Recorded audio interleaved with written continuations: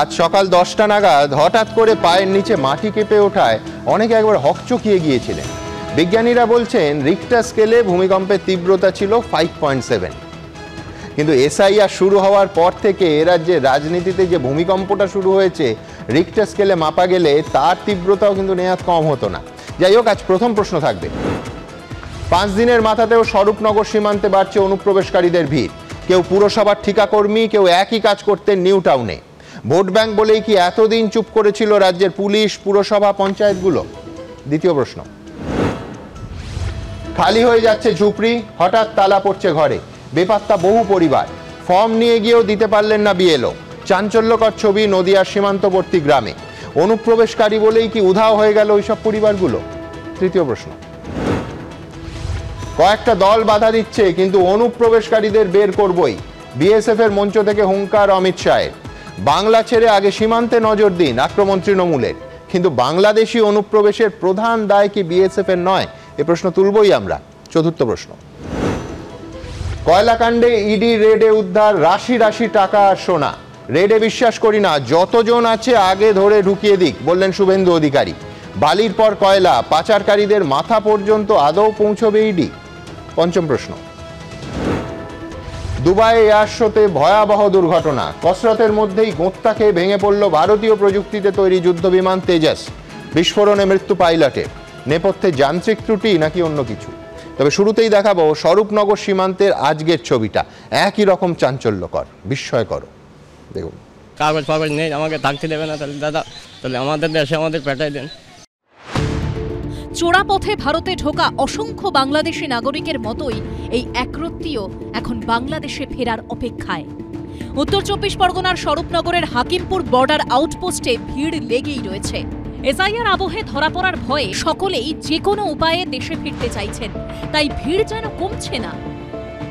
উত্তর 24 পরগনা জেলার স্বরূপনগরের হাকিমপুর চেকপোস্ট প্রত্যেক দিন গত কয়েকদিন ধরে যে ছবিটা ধরা পড়েছে তার ব্যতিক্রম আজও হলো না। একেবারে ভোর রাত থেকে কাতারে কাতারে মানুষজন, শয়ে শয়ে মানুষ যারা বাংলাদেশি তারা আসছেন এবং তাদের এখানে অপেক্ষা তারা করছেন এবং এখান থেকে তারা ফিরে যাবেন তাদের নিজের দেশে। বাংলাদেশের খুলনার বাসিন্দা বাবু শেখ 6 থেকে 7 বছর আগে ভারতে ঢোকেন। স্ত্রীকে নিয়ে কাগজ আর ভাঙা কাজ কুড়োতেন, থাকতেন নিউ টাউনের ঘুনি বস্তিতে। পেটের দায় চলে আসছি, আর না কি করবো, পেট তো মানে না, আমাদের দেশে তো এত কামাই নেই। মনে করেন এই দেশের সরকার আমাদের মানবে না, তাহলে তো আমাদের দেশে যেতেই হবে, আমাদের বাড়ি পেটান। বিএসএফ সূত্রে খবর, কাগজপত্র ঠিকঠাক থাকলে প্রতিদিন প্রায় 150 জন অনুপ্রবেশকারীকে বাংলাদেশে ফেরত পাঠানো হচ্ছে। কিন্তু সীমান্তের চেকপোস্টে ভিড় করেছেন অসংখ্য মানুষ। ফলে দীর্ঘ থেকে দীর্ঘতর হচ্ছে প্রতীক্ষা। তার উপর নতুন করে সীমান্তে আসছেন অনেকেই। বাংলাদেশের যশোরের বাসিন্দা রাজু শেখ 10 বছর আগে ঢুকেছিলেন ভারতে। স্ত্রী সন্তানদের নিয়ে থাকতেন উত্তর 24 পরগনার দুর্গানগরে।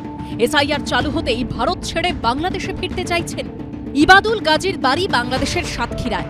3 জনের জন্য 4,500 টাকা দিয়ে ঢুকেছিলেন ভারতে। 2 বছর ধরে ঢালাই মিস্ত্রির কাজ করতেন নিউ টাউনে। আসছি তো কাল সন্ধ্যায়, রাত্রে ছিলাম। এখন কি করে আমি জানি সেটা। বাংলাদেশে বাংলাদেশ গিয়ে আগে যা কাজ করতাম কৃষিকাজ করব। চারিদিকে সারি সারি মাথা, ডাই করা ব্যাগপত্র, বাক্স প্যান্টরা। বর্ডার খুলেছে, কেউ ফিরছেন, কেউ অপেক্ষা করছেন কখন ফেরানোর প্রক্রিয়া সম্পূর্ণ হবে তার। এরা যে বাংলাদেশি নাগরিক সেই সমস্ত পরিচয়পত্র বিজিবিকে পাঠানো হচ্ছে। বিজিবির তরফ থেকে সেই পরিচয়পত্র যাচাই হয়ে আসার পরে তারপরে কিন্তু সীমান্ত পারাপারের অনুমতি দেওয়া হচ্ছে। এইভাবেই গত 3-4 দিন ধরে চলে আসছে, আজও তার ব্যতিক্রম হয়নি। অনিশ্চিত অন্ধকার জীবন, কিন্তু এখন বুঝতে পারছেন ভুল করেছিলেন। তাই যত তাড়াতাড়ি সম্ভব পশ্চিমবঙ্গ ছেড়ে বাংলাদেশে ফিরে যেতে মরিয়া এই অনুপ্রবেশকারীরা। সন্দীপ সরকারের রিপোর্ট, এবিপি আনন্দ। কতটা পথ পেরোলে তবে পথিক বলা যায়, আর কত প্রমাণ হাতে নাতে পেলে তবে মানবে তুমি শেষে যে বাংলাদেশিরা শুধু এ রাজ্যে অনুপ্রবেশ করেছে তাই নয়, আমার আপনার করের টাকাতে রেশন নিয়েছে, লক্ষ্মীর ভাণ্ডারের মতো এ রাজ্যের মানুষের জন্য তৈরি সেই ভাতা, সেই প্রকল্পের সুবিধে নিয়েছে। এমনকি ভোটার তালিকায় নাম তুলে এ রাজ্যে ভোট দিয়ে জনপ্রতিনিধিদের নির্বাচিত করেছে। আজ দেখছি তারা পুরসভাতেও ঠিকা কর্মী হিসেবে কাজ করেছেন। আমার আপনার করের টাকাতে তাদের বেতন দেয়া হয়েছে। তবে সবথেকে বড় কথা, এর কোনোটাই অন্য কারোর অসমর্থিত প্রমাণ সাপেক্ষ অভিযোগ নয়। এই মানুষগুলো যারা প্রতিদিন নানা সীমান্তে, এবং আজকেও দেখলেন আপনারা স্বরূপনগর সীমান্তের চেকপোস্টে একেবারে হত্যে দিয়ে বাংলাদেশে ফেরার অপেক্ষাতে বসে আছেন, তারা নিজেরাই অন ক্যামেরা বলছেন। সেদিক থেকে অবশ্য তাদের এই সারল্যকে কুর্নিশ জানাতে হয়। তবে আবার বলছি, দ্য ফ্যাক্ট রিমেন্স, এসআইআর চোখে আঙুল দিয়ে দেখিয়ে দিচ্ছে বিএসএফ আর রাজ্য প্রশাসনের কল্যাণে দিনের পর দিন কিভাবে সীমান্ত পেরিয়ে আসা অনুপ্রবেশকারীরা এ রাজ্যের জন অরণ্যে মিশে গেছেন। আর এসআইআর হচ্ছে বলে এই উল্টো স্রোতের ছবিটা, এই অনুপ্রবেশের স্বরূপটা প্রতিদিন ধরা পড়ছে ওই স্বরূপনগরে। আমার প্রথম বক্তা আজকে জয়ন্ত নারায়ণ চট্টোপাধ্যায়। মানবে জয়ন্ত? প্রথমে আমি বলবো যে যারা আমাদের অনুষ্ঠান দেখছেন ও শুনছেন তারা জেনে রাখুন যে এসআইআর একটা নিয়মিত প্রসেস, এসআইআর একটা আইনানুগ ব্যবস্থা, এবং সারা পৃথিবীতে জনবিন্যাস, জনগণনা এবং অনুপ্রবেশকারী আছে কি না এই বিচার কিন্তু সারা পৃথিবীতে হয়ে থাকে, এবং আমাদের দেশেও হয়েছে আগেও এবং এখনও হচ্ছে। রাজনৈতিক দলগুলির মত যেন ইংল্যান্ডের ওয়েদারের মতো প্রায়ই বদলে যায়। একবার তারা বলেন একজন বৈধ ভোটার যেন বাদ না যায়, এটা তো আমরাও বলি, কোনো বৈধ ভোটার যেন বাদ না যায়। আবার কয়েক বছর আগে কোনো রাজনৈতিক দলকে বলতে শুনেছিলাম যে অনুপ্রবেশকারী সমস্যাটা পশ্চিমবঙ্গ তাতে ভুগছে এবং অনুপ্রবেশকারী সমস্যা দূর করতে হবে।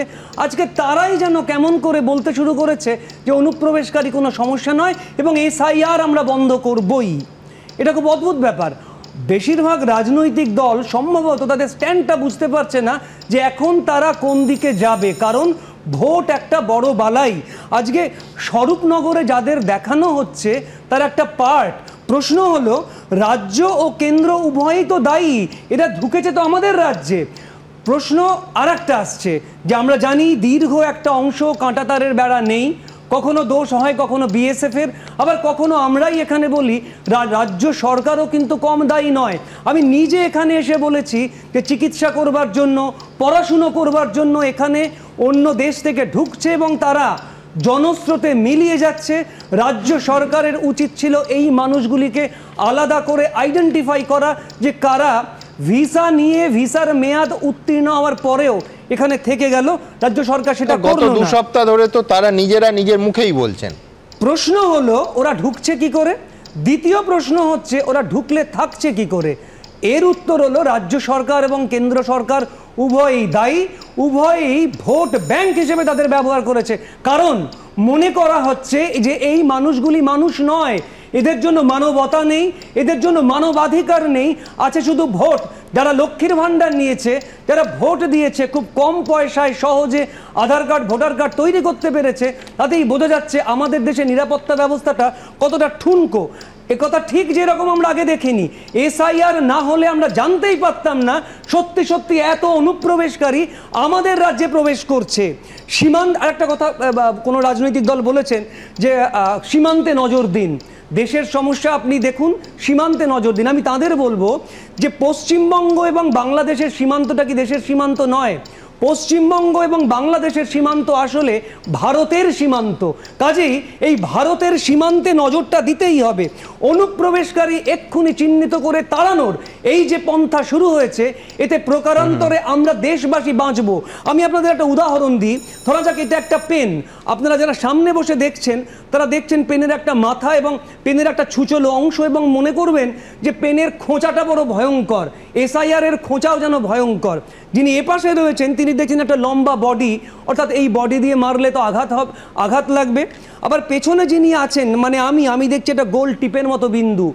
দৃষ্টিভঙ্গির তফাৎ, এবং এই দৃষ্টিভঙ্গির তফাৎ তৈরি করে দেওয়া হচ্ছে সাধারণ মানুষের সামনে। মোদ্দা কথা হলো এটা একটা পেন।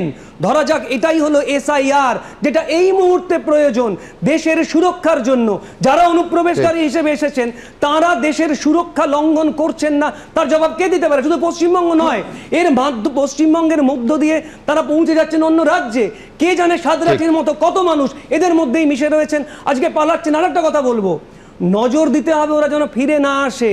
যারা আজকে পালাচ্ছে, আর চোখ যদি বন্ধ হয়ে যায় প্রশাসনের, কেন্দ্র এবং রাজ্য উভয়কেই বলছি, যারা রাজনীতি করছেন তাদের সবাইকে বলছি, যেন এরা ফিরে না আসতে পারে। ভোট হলো, এসআইআর শেষ, সব থিতিয়ে গেল, আবার এরা ফিরে এলো, এটা যেন না হয়, এটাও দেখতে হবে। সীমান্তে নজর তো দিতেই হবে, তার কারণ এই সীমান্তে নজর না দিলে সাঁতরাডিরা আসবে, আর পেহেলগাঁও সীমান্তে ওখান থেকে মারাত্মক জঙ্গিরা অস্ত্র হাটেও চলে আসতে পারে, কোনো সন্দেহ নেই সেটা নিয়ে। কিন্তু যেটা নিয়ে প্রশ্ন আছে ফিরে আসা, এত সহজে মাত্র 5 থেকে 8 হাজার টাকা দালালকে দিয়ে সীমান্ত পারাপার করে যারা ওদিক থেকে ও দেশ থেকে এ দেশে এসে পড়েছেন, তারা আবার পরশুদিন, আজকে ফিরে গিয়ে পরশুদিন ফিরে আসবেন না তো? এই প্রশ্ন, এই সম্ভাবনাও কিন্তু অবশ্যই থাকছে।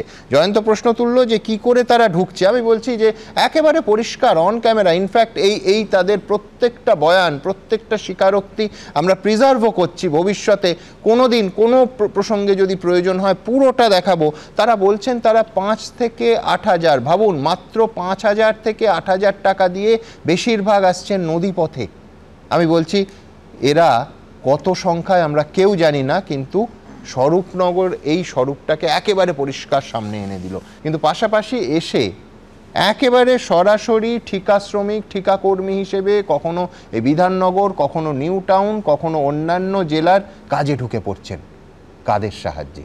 সব থেকে বড় প্রশ্ন এটাই। তার কারণ আবার বলছি, তাদের বিরুদ্ধে এই অভিযোগ কোনো রাজনৈতিক দল, তাদের প্রতিবেশীরা অথবা কোনো স্থানীয় মানুষ করছেন না। এই স্বীকারোক্তিগুলো আসছে একেবারে তাদের কণ্ঠ থেকে অন ক্যামেরা, প্রকাশ্যে। দেখুন, কেউ ঢুকেছিলেন রাতের অন্ধকারে, কেউ দিনের আলোয়।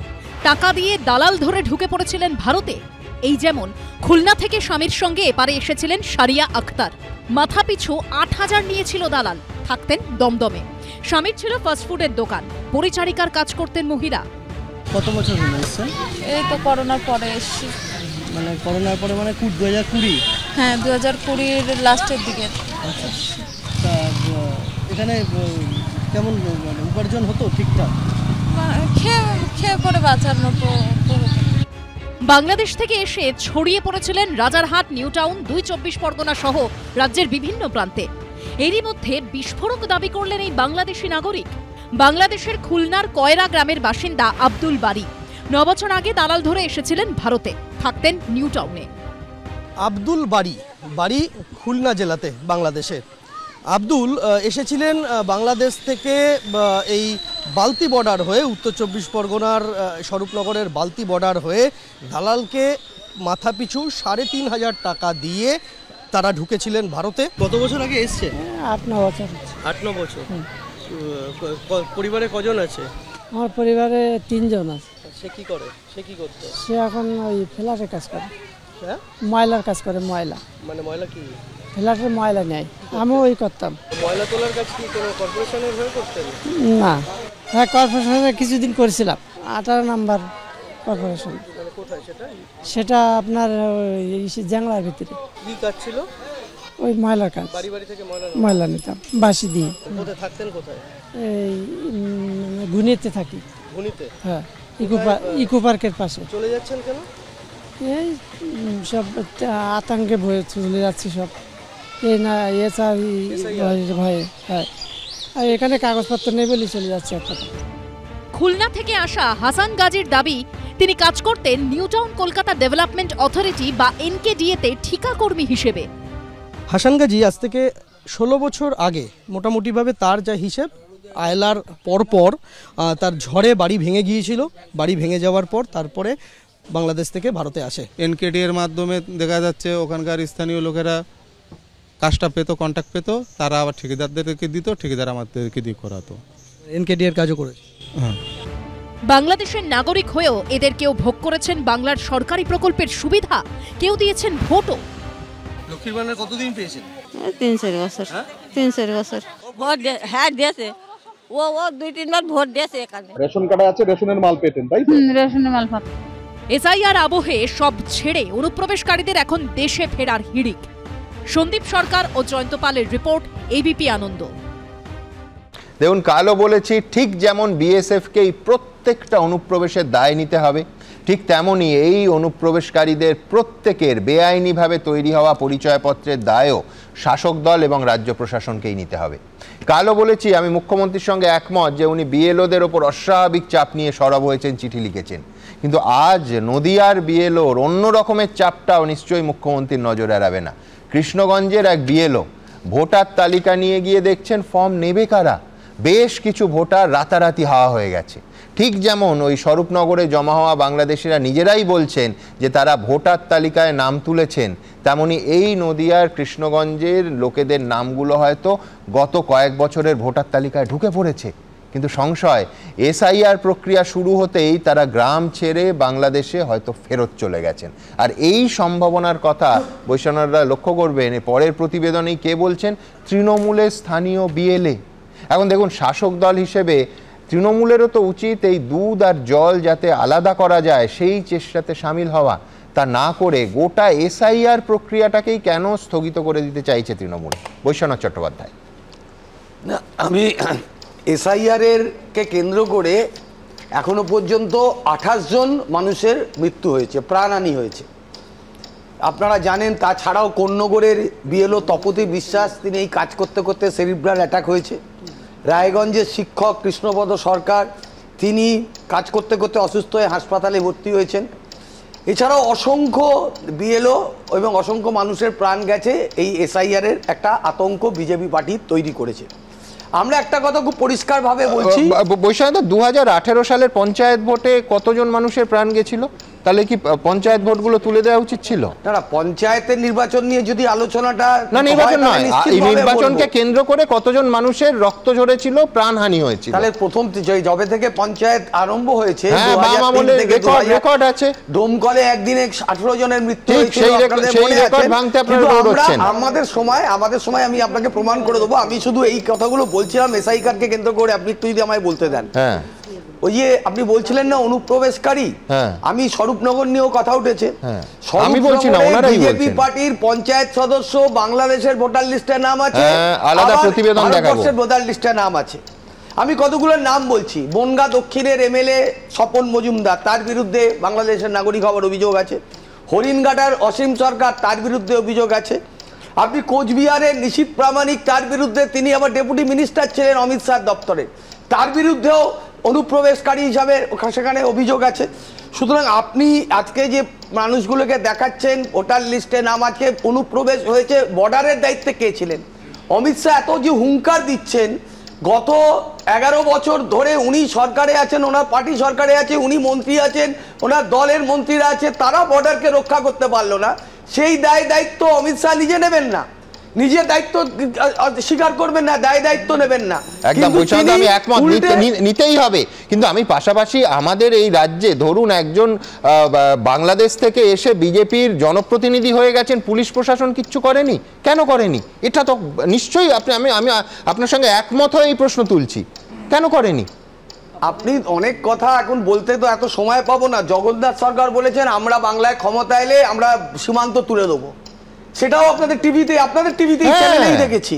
সুতরাং বিজেপি পার্টি যে অনুপ্রবেশকে ওদের গভর্নমেন্ট থাকা অবস্থায় আটকাতে পারেনি, এটা ওরা দায়িত্বটা স্বীকার করা উচিত।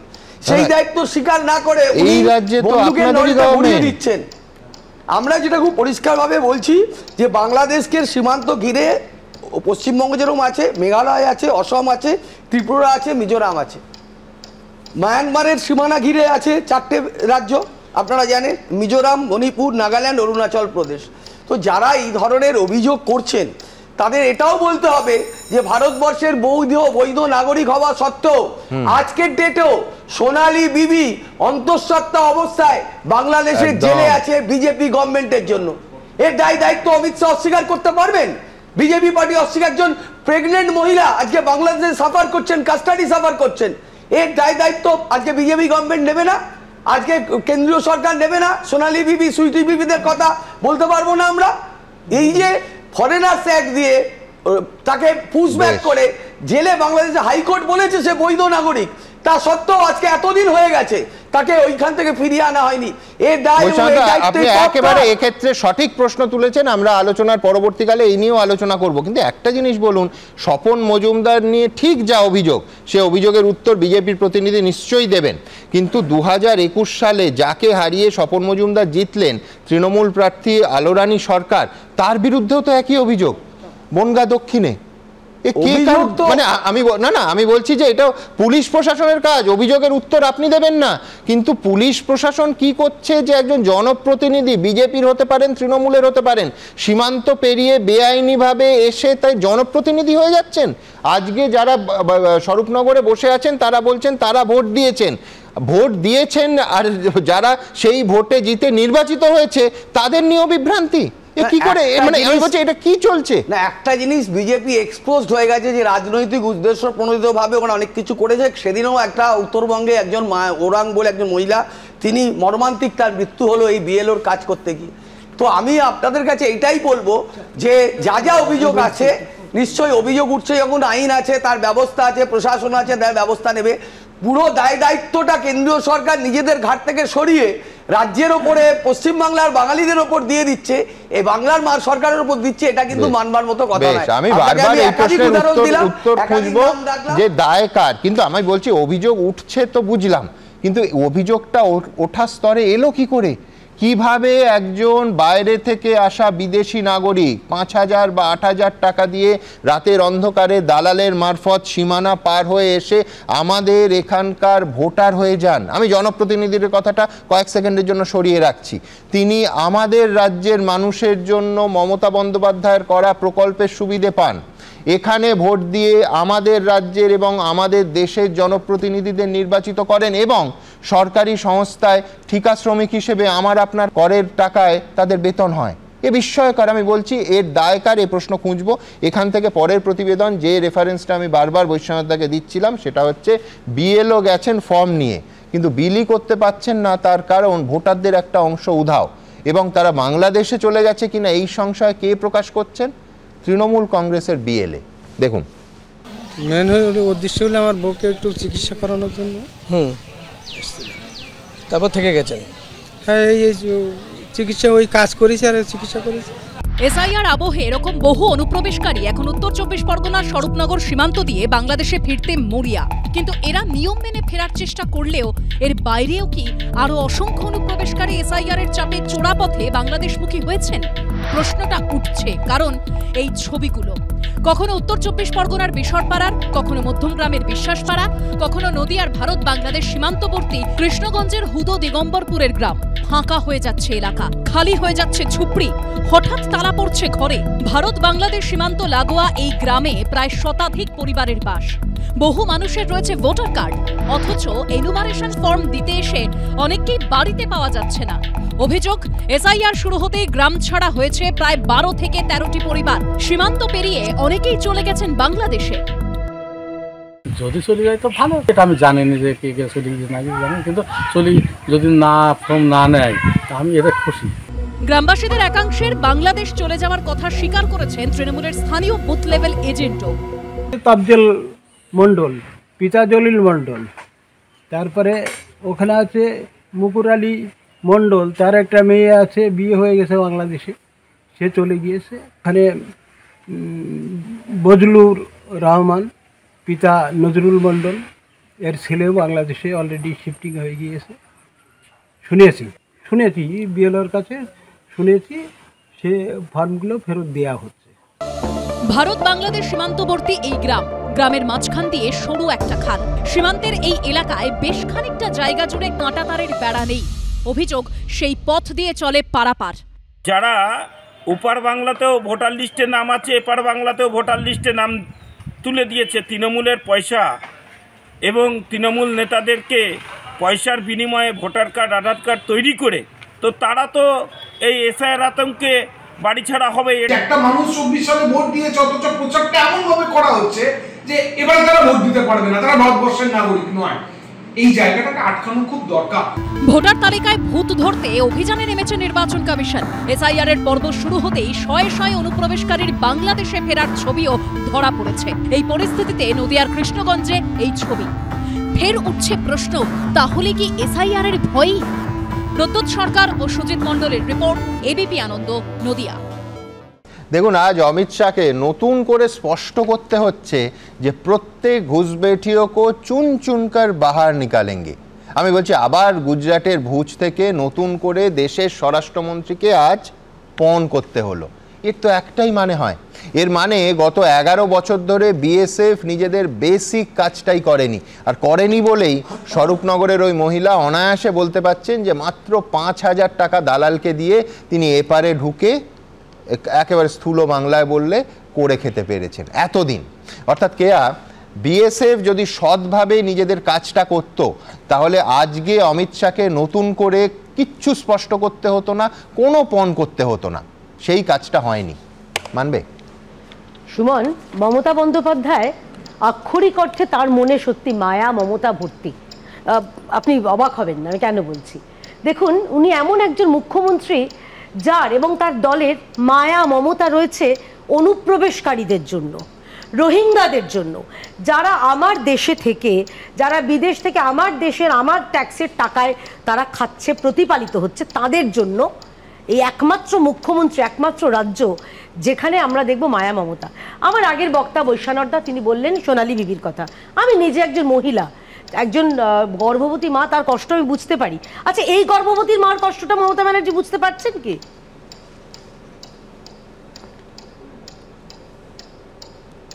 কি করব, উপায় নেই, চাকরিতে না হলে মরে যাব। সুমন, ইনি একটা গর্ভবতী মা। উনি তো খুব মানবিক, আমাদের কথা যদি চিন্তা করেন। মানবিক না দানবিক আমি জানি না সুমন, কিন্তু এটুকু জানি আমার রাজ্যে আরতি দাস মাইতি থেকে শুরু করে, সুবল সোরেন থেকে শুরু করে, সন্তোষ মণ্ডল, প্রবীর কর্মকাররা যখন মারা যান, এদের নাম আপনি শুনবেন না বৈশ্বনাথ বাবুর মুখে। কারণ এরা হচ্ছেন তৃণমূলের দুর্নীতির শিকার। এরা হচ্ছেন সেই যোগ্য শিক্ষক যাদের কলমের একটা খোঁচায় তৃণমূলের অনিচ্ছার কারণে তারা দুর্নীতিকে প্রশ্রয় দিয়েছে বলে তাদের চাকরি চলে গেছে এবং এদের মৃত্যু হয়েছে। যদি এই যে বিএলও যারা মারা গেছেন, মৃত্যু অত্যন্ত দুর্ভাগ্যজনক, তাহলে এদের মৃত্যুর জন্য দায়ী কে? মমতা বন্দ্যোপাধ্যায় এক এবং একমাত্র। আমরা কথা বলছি, সে হলো, কিন্তু বিএসএফ যদি নিজেদের কাজটা করতো তাহলে সীমান্ত এত সহজ হতো না যে আমি 5,000 টাকা দিয়ে সকাল বিকেল পারাপার করতে পারি। আপনি যে দালাল, আমি বিএসএফ এর কথা, বিএসএফ এর নিশ্চয়ই যদি কোনো বিচ্যুতি থাকে, খোদ স্বরাষ্ট্রমন্ত্রী তিনি বলছেন যে বার করব, তিনি তো লুকোচ্ছেন না, তিনি তো বলছেন না আমি 99% কাজ সব করে ফেলেছি। একদিকে বিএসএফ ঢোকাবে আর স্বরাষ্ট্রমন্ত্রী বার করবেন। শুনুন, এমন এক রাজ্য যে রাজ্যে 500 কিলোমিটার পোরাস বর্ডার, এমনকি চিন্তা করুন কেন্দ্রীয় সরকার টাকা দিয়েছিল 181 কিলোমিটার ফেন্সিং এর জন্য। সে জমি চাইনি, সে জমির টাকা খেয়ে নিয়েছে, কিন্তু ফেন্সিং হয়নি। মানে এরকম একটা অদ্ভুত রাজ্য আপনি খুঁজে পাবেন? কোথাও খুঁজে পাবে না কো তুমি।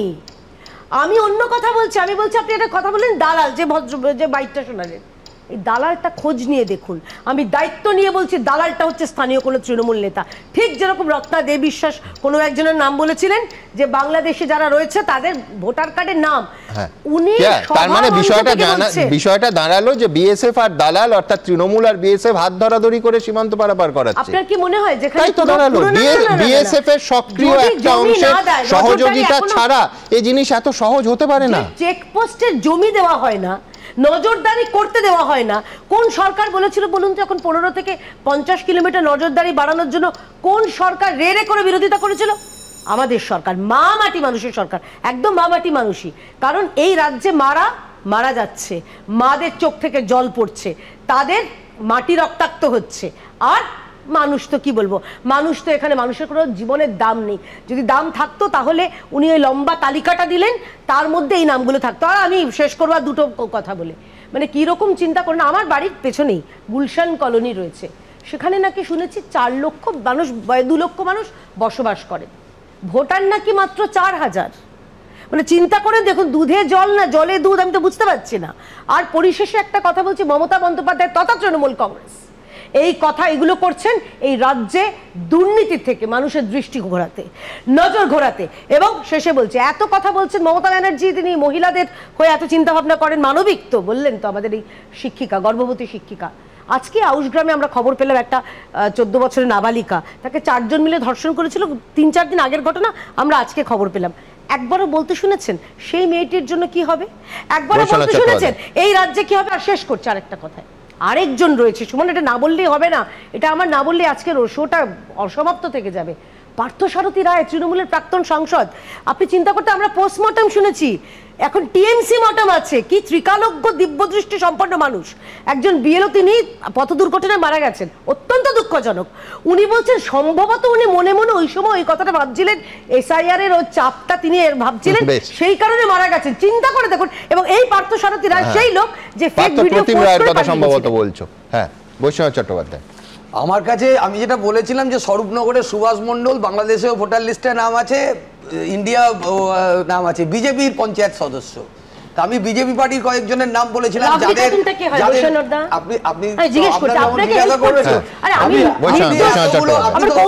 পশ্চিমবাংলার ঘটনা বলছেন, এখানে পুলিশ অ্যারেস্ট করছে, কাস্টাডি হচ্ছে, সায়া হচ্ছে, ফাঁসি হচ্ছে, লাইভ কনফারেন্স হচ্ছে।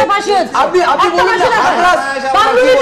বলুন আরে আপনি আরে এখানে কাস্টাডি হয়েছে, কাস্টাডি ট্রায়াল হয়েছে, নির্লজ্জ সরকার। আপনারা ফরেনসিক এভিডেন্স রাখতে পারেন, আপনি কোনো খবর রাখেন না। আমার আইনজীবী, আপনার আইনজীবী বসে আছে, রিয়েল আইনজীবী বসে আছে, উত্তর দিন। যারা দোষী তারা কেন রাস্তায় বেরিয়েছে? এবার দর্শকদের একটু জানার সুযোগ করে দিই, সেটা হচ্ছে এই যা নিয়ে এই মূল বিতর্কটা শুরু হলো, সেটা হচ্ছে সুভাষচন্দ্র মণ্ডল, বিজেপির পঞ্চায়েত সদস্য, ভারত এবং বাংলাদেশের দুদেশের ভোটার বলে তৃণমূলের অভিযোগ। তার কি বক্তব্য পাশাপাশি দেখাবো, দেখুন। রাজ্যে এসআইআর আবহে অনুপ্রবেশকারী ইস্যুতে তৃণমূল দলকে তুলোধনা করছে বিজেপি। বৃহস্পতিবারও এই নিয়ে মমতা বন্দ্যোপাধ্যায়ের পাল্টা মুখ্য নির্বাচন কমিশনার জ্ঞানেশ কুমারকে চিঠিও দিয়েছেন শুভেন্দু অধিকারী। আর এই আবহে বিজেপির পঞ্চায়েত সদস্য ভারত ও বাংলাদেশ দুই দেশেরই ভোটার বলে অভিযোগ তুলল তৃণমূল। এই নিয়ে সোশ্যাল মিডিয়ায় পোস্ট করা হয়েছে তৃণমূলের তরফে যে স্বরূপনগর সীমান্ত দিয়ে এখন দেশে ফিরছেন অসংখ্য অনুপ্রবেশকারী, সেই স্বরূপনগরেরই বিথারি হাকিমপুর পঞ্চায়েত। এই পঞ্চায়েতের বিজেপি সদস্য সুভাষচন্দ্র মণ্ডল। তৃণমূলের অভিযোগ, ভারত ও বাংলাদেশ দুদেশেরই ভোটার তিনি। যে নথি এ রাজ্যের শাসক দলের তরফে সামনে আনা হয়েছে তাতে দেখা যাচ্ছে বাংলাদেশের ভোটার তালিকায় রয়েছে সুভাষ মণ্ডলের নাম। লিস্টে দেখা যাচ্ছে বাংলাদেশের সাতক্ষীরা জেলার কলারোয়া উপজেলার তালিকায় তার নাম রয়েছে। আবার দেখা যাচ্ছে 2025-এ ভারতে ভোটার তালিকায় নাম রয়েছে সুভাষচন্দ্র মণ্ডলের। তৃণমূলের দাবি, এই দুই ব্যক্তি এক, আর তিনি বিজেপির পঞ্চায়েত সদস্য। সুভাষ মণ্ডল একজন অবৈধ অনুপ্রবেশকারী।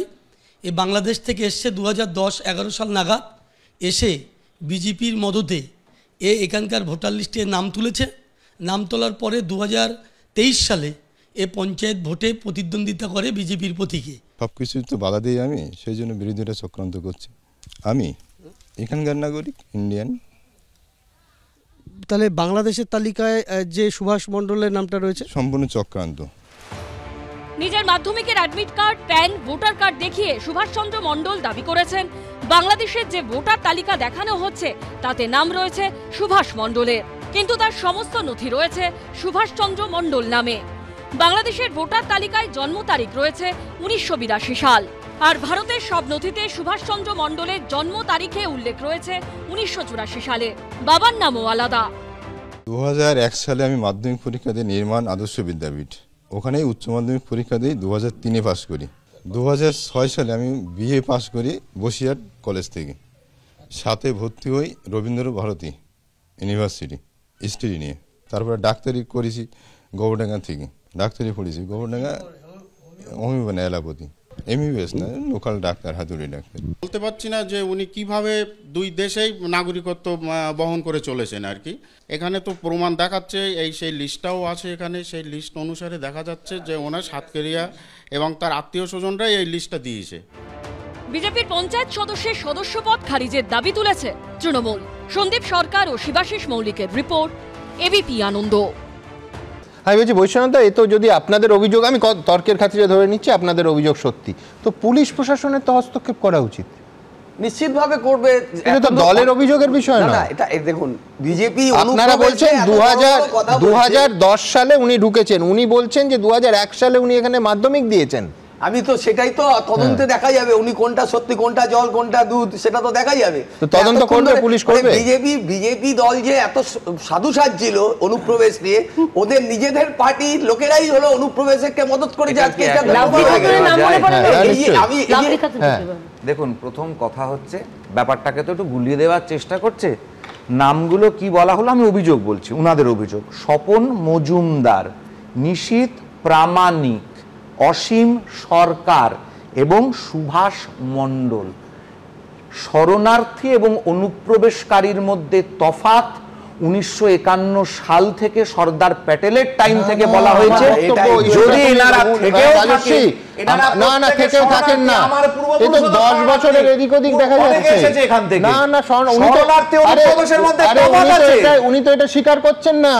উনি তো বলছেন উনি মাধ্যমিক দিয়েছেন এখান থেকে 2001-এ, আর তৃণমূলের অভিযোগ হচ্ছে যে উনি এসেইছেন 2010-এ। এর ভেতরে শরণার্থী কোনো পরিভাষা কোনো সংজ্ঞার ব্যাপারই নয়। তৃণমূলের অনেকেরই অভিযোগ আজকে ভূমিকম্পের যে এসআইআর হয়েছে, এসআইআর এর জন্য আজকে ভূমিকম্প হয়ে গেছে, যে এত লোক চলে যাচ্ছে বাংলায় পূর্ববঙ্গে, ওই জন্য হরতাল লেগে যাচ্ছে পুরো একদম, ওই জন্য হয়ে গেছে যে বাংলাদেশ আছে আর কিনা পাচ্ছে না। আপনাদের তো বক্তব্য এই যুক্তি, এটা হলো যুক্তি, আর এটা আপনাদের যুক্তি। আমার বক্তব্য দলীয় স্তরে অভিযোগ যা উঠছে একেবারে পুলিশের তদন্ত করা উচিত, দুধ কা দুধ পানি কা পানি হয়ে যাবে।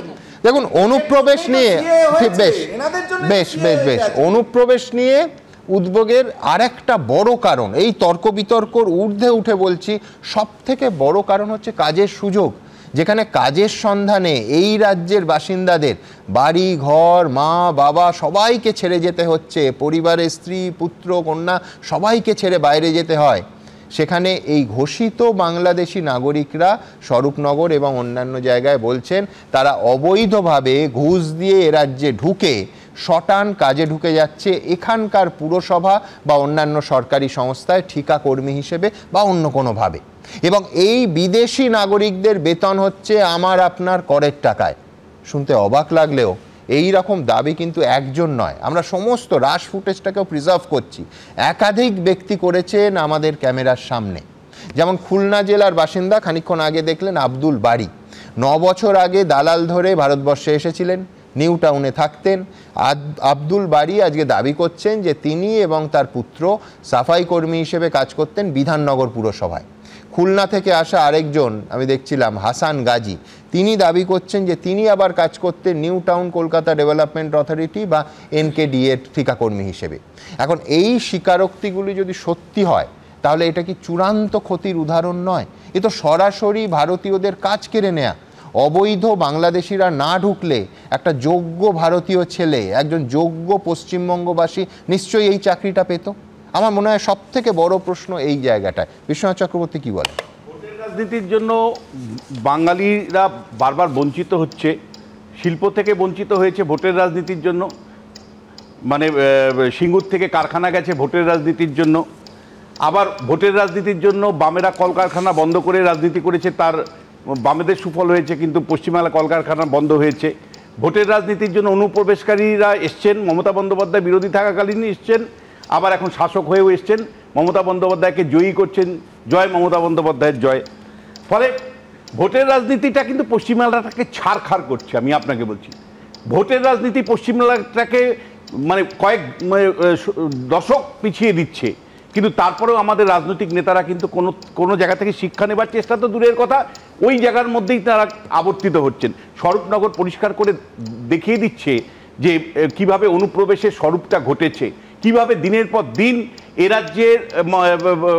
রাজ্যে এসেছে বাংলাদেশের ওপার থেকে, এবং একদিকে বিএসএফের সাহায্য, স্থানীয় পুলিশ প্রশাসনের সাহায্য, আর নেতাদের মাধ্যমে বিভিন্ন ধরনের কাগজপত্র তৈরি করা, আধার থেকে শুরু করে ভোটার থেকে শুরু করে সর্বত্র কেউ 2-3বার করে ভোট দিয়েছেন, আমাদের সরকার নির্বাচনে অংশ নিয়েছেন বিদেশি হয়েও, এবং আমাদের সমস্ত ধরনের সম্পদগুলোকে তারা আত্মসাৎ করেছেন। চাকরিতে তাদের অধিক উপস্থিতির ফলে কি হয়েছে, মানে চাকরির যোগান বেশি হয়েছে, মানে কর্মপ্রার্থী বেশি হয়েছে, ফলে নর্মালি শ্রমের মূল্য যে পশ্চিমবাংলায় কম, তার একটা বড় কারণ হলো বিপুল সংখ্যক অনুপ্রবেশকারী আসার ফলে কাজ কাজ যতটুকু তার থেকে মানে মানে শ্রমের যোগান বেশি, হ্যাঁ ডিমান্ড মানে থেকে সাপ্লাই বেশি, মানে শ্রমিকের সাপ্লাই বেশি, তার ফলে মজুরির হার কমেছে।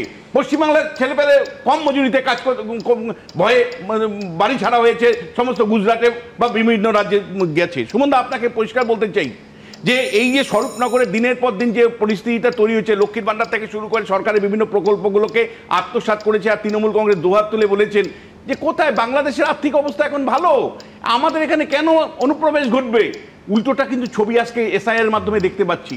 বারবার যখন আমরা এই প্রশ্নগুলো অনুপ্রবেশ নিয়ে প্রশ্ন উঠছে, বাম এবং তৃণমূল থেকে বলা হয়েছে এখন হাসিনা শাসনকালে বাংলাদেশের অর্থনীতি অনেক উন্নতি হয়ে গেছে, ফলে এখন আর অনুপ্রবেশ পশ্চিমবাংলায় হয় না, উল্টো অনুপ্রবেশ হয় নাকি?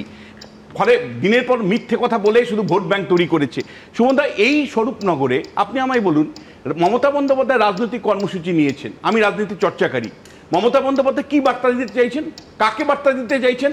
যে স্বরূপনগরে মানে এতগুলো অবৈধ মানুষ ধরা পড়েছেন, এত অনুপ্রবেশকারী ধরা পড়ছেন, এই অনুপ্রবেশকারীদেরকে তিনি বার্তা দেওয়ার জন্য কি মিছিল করতে যাচ্ছেন? তিনি স্বরূপনগরটা বাসলেন কেন?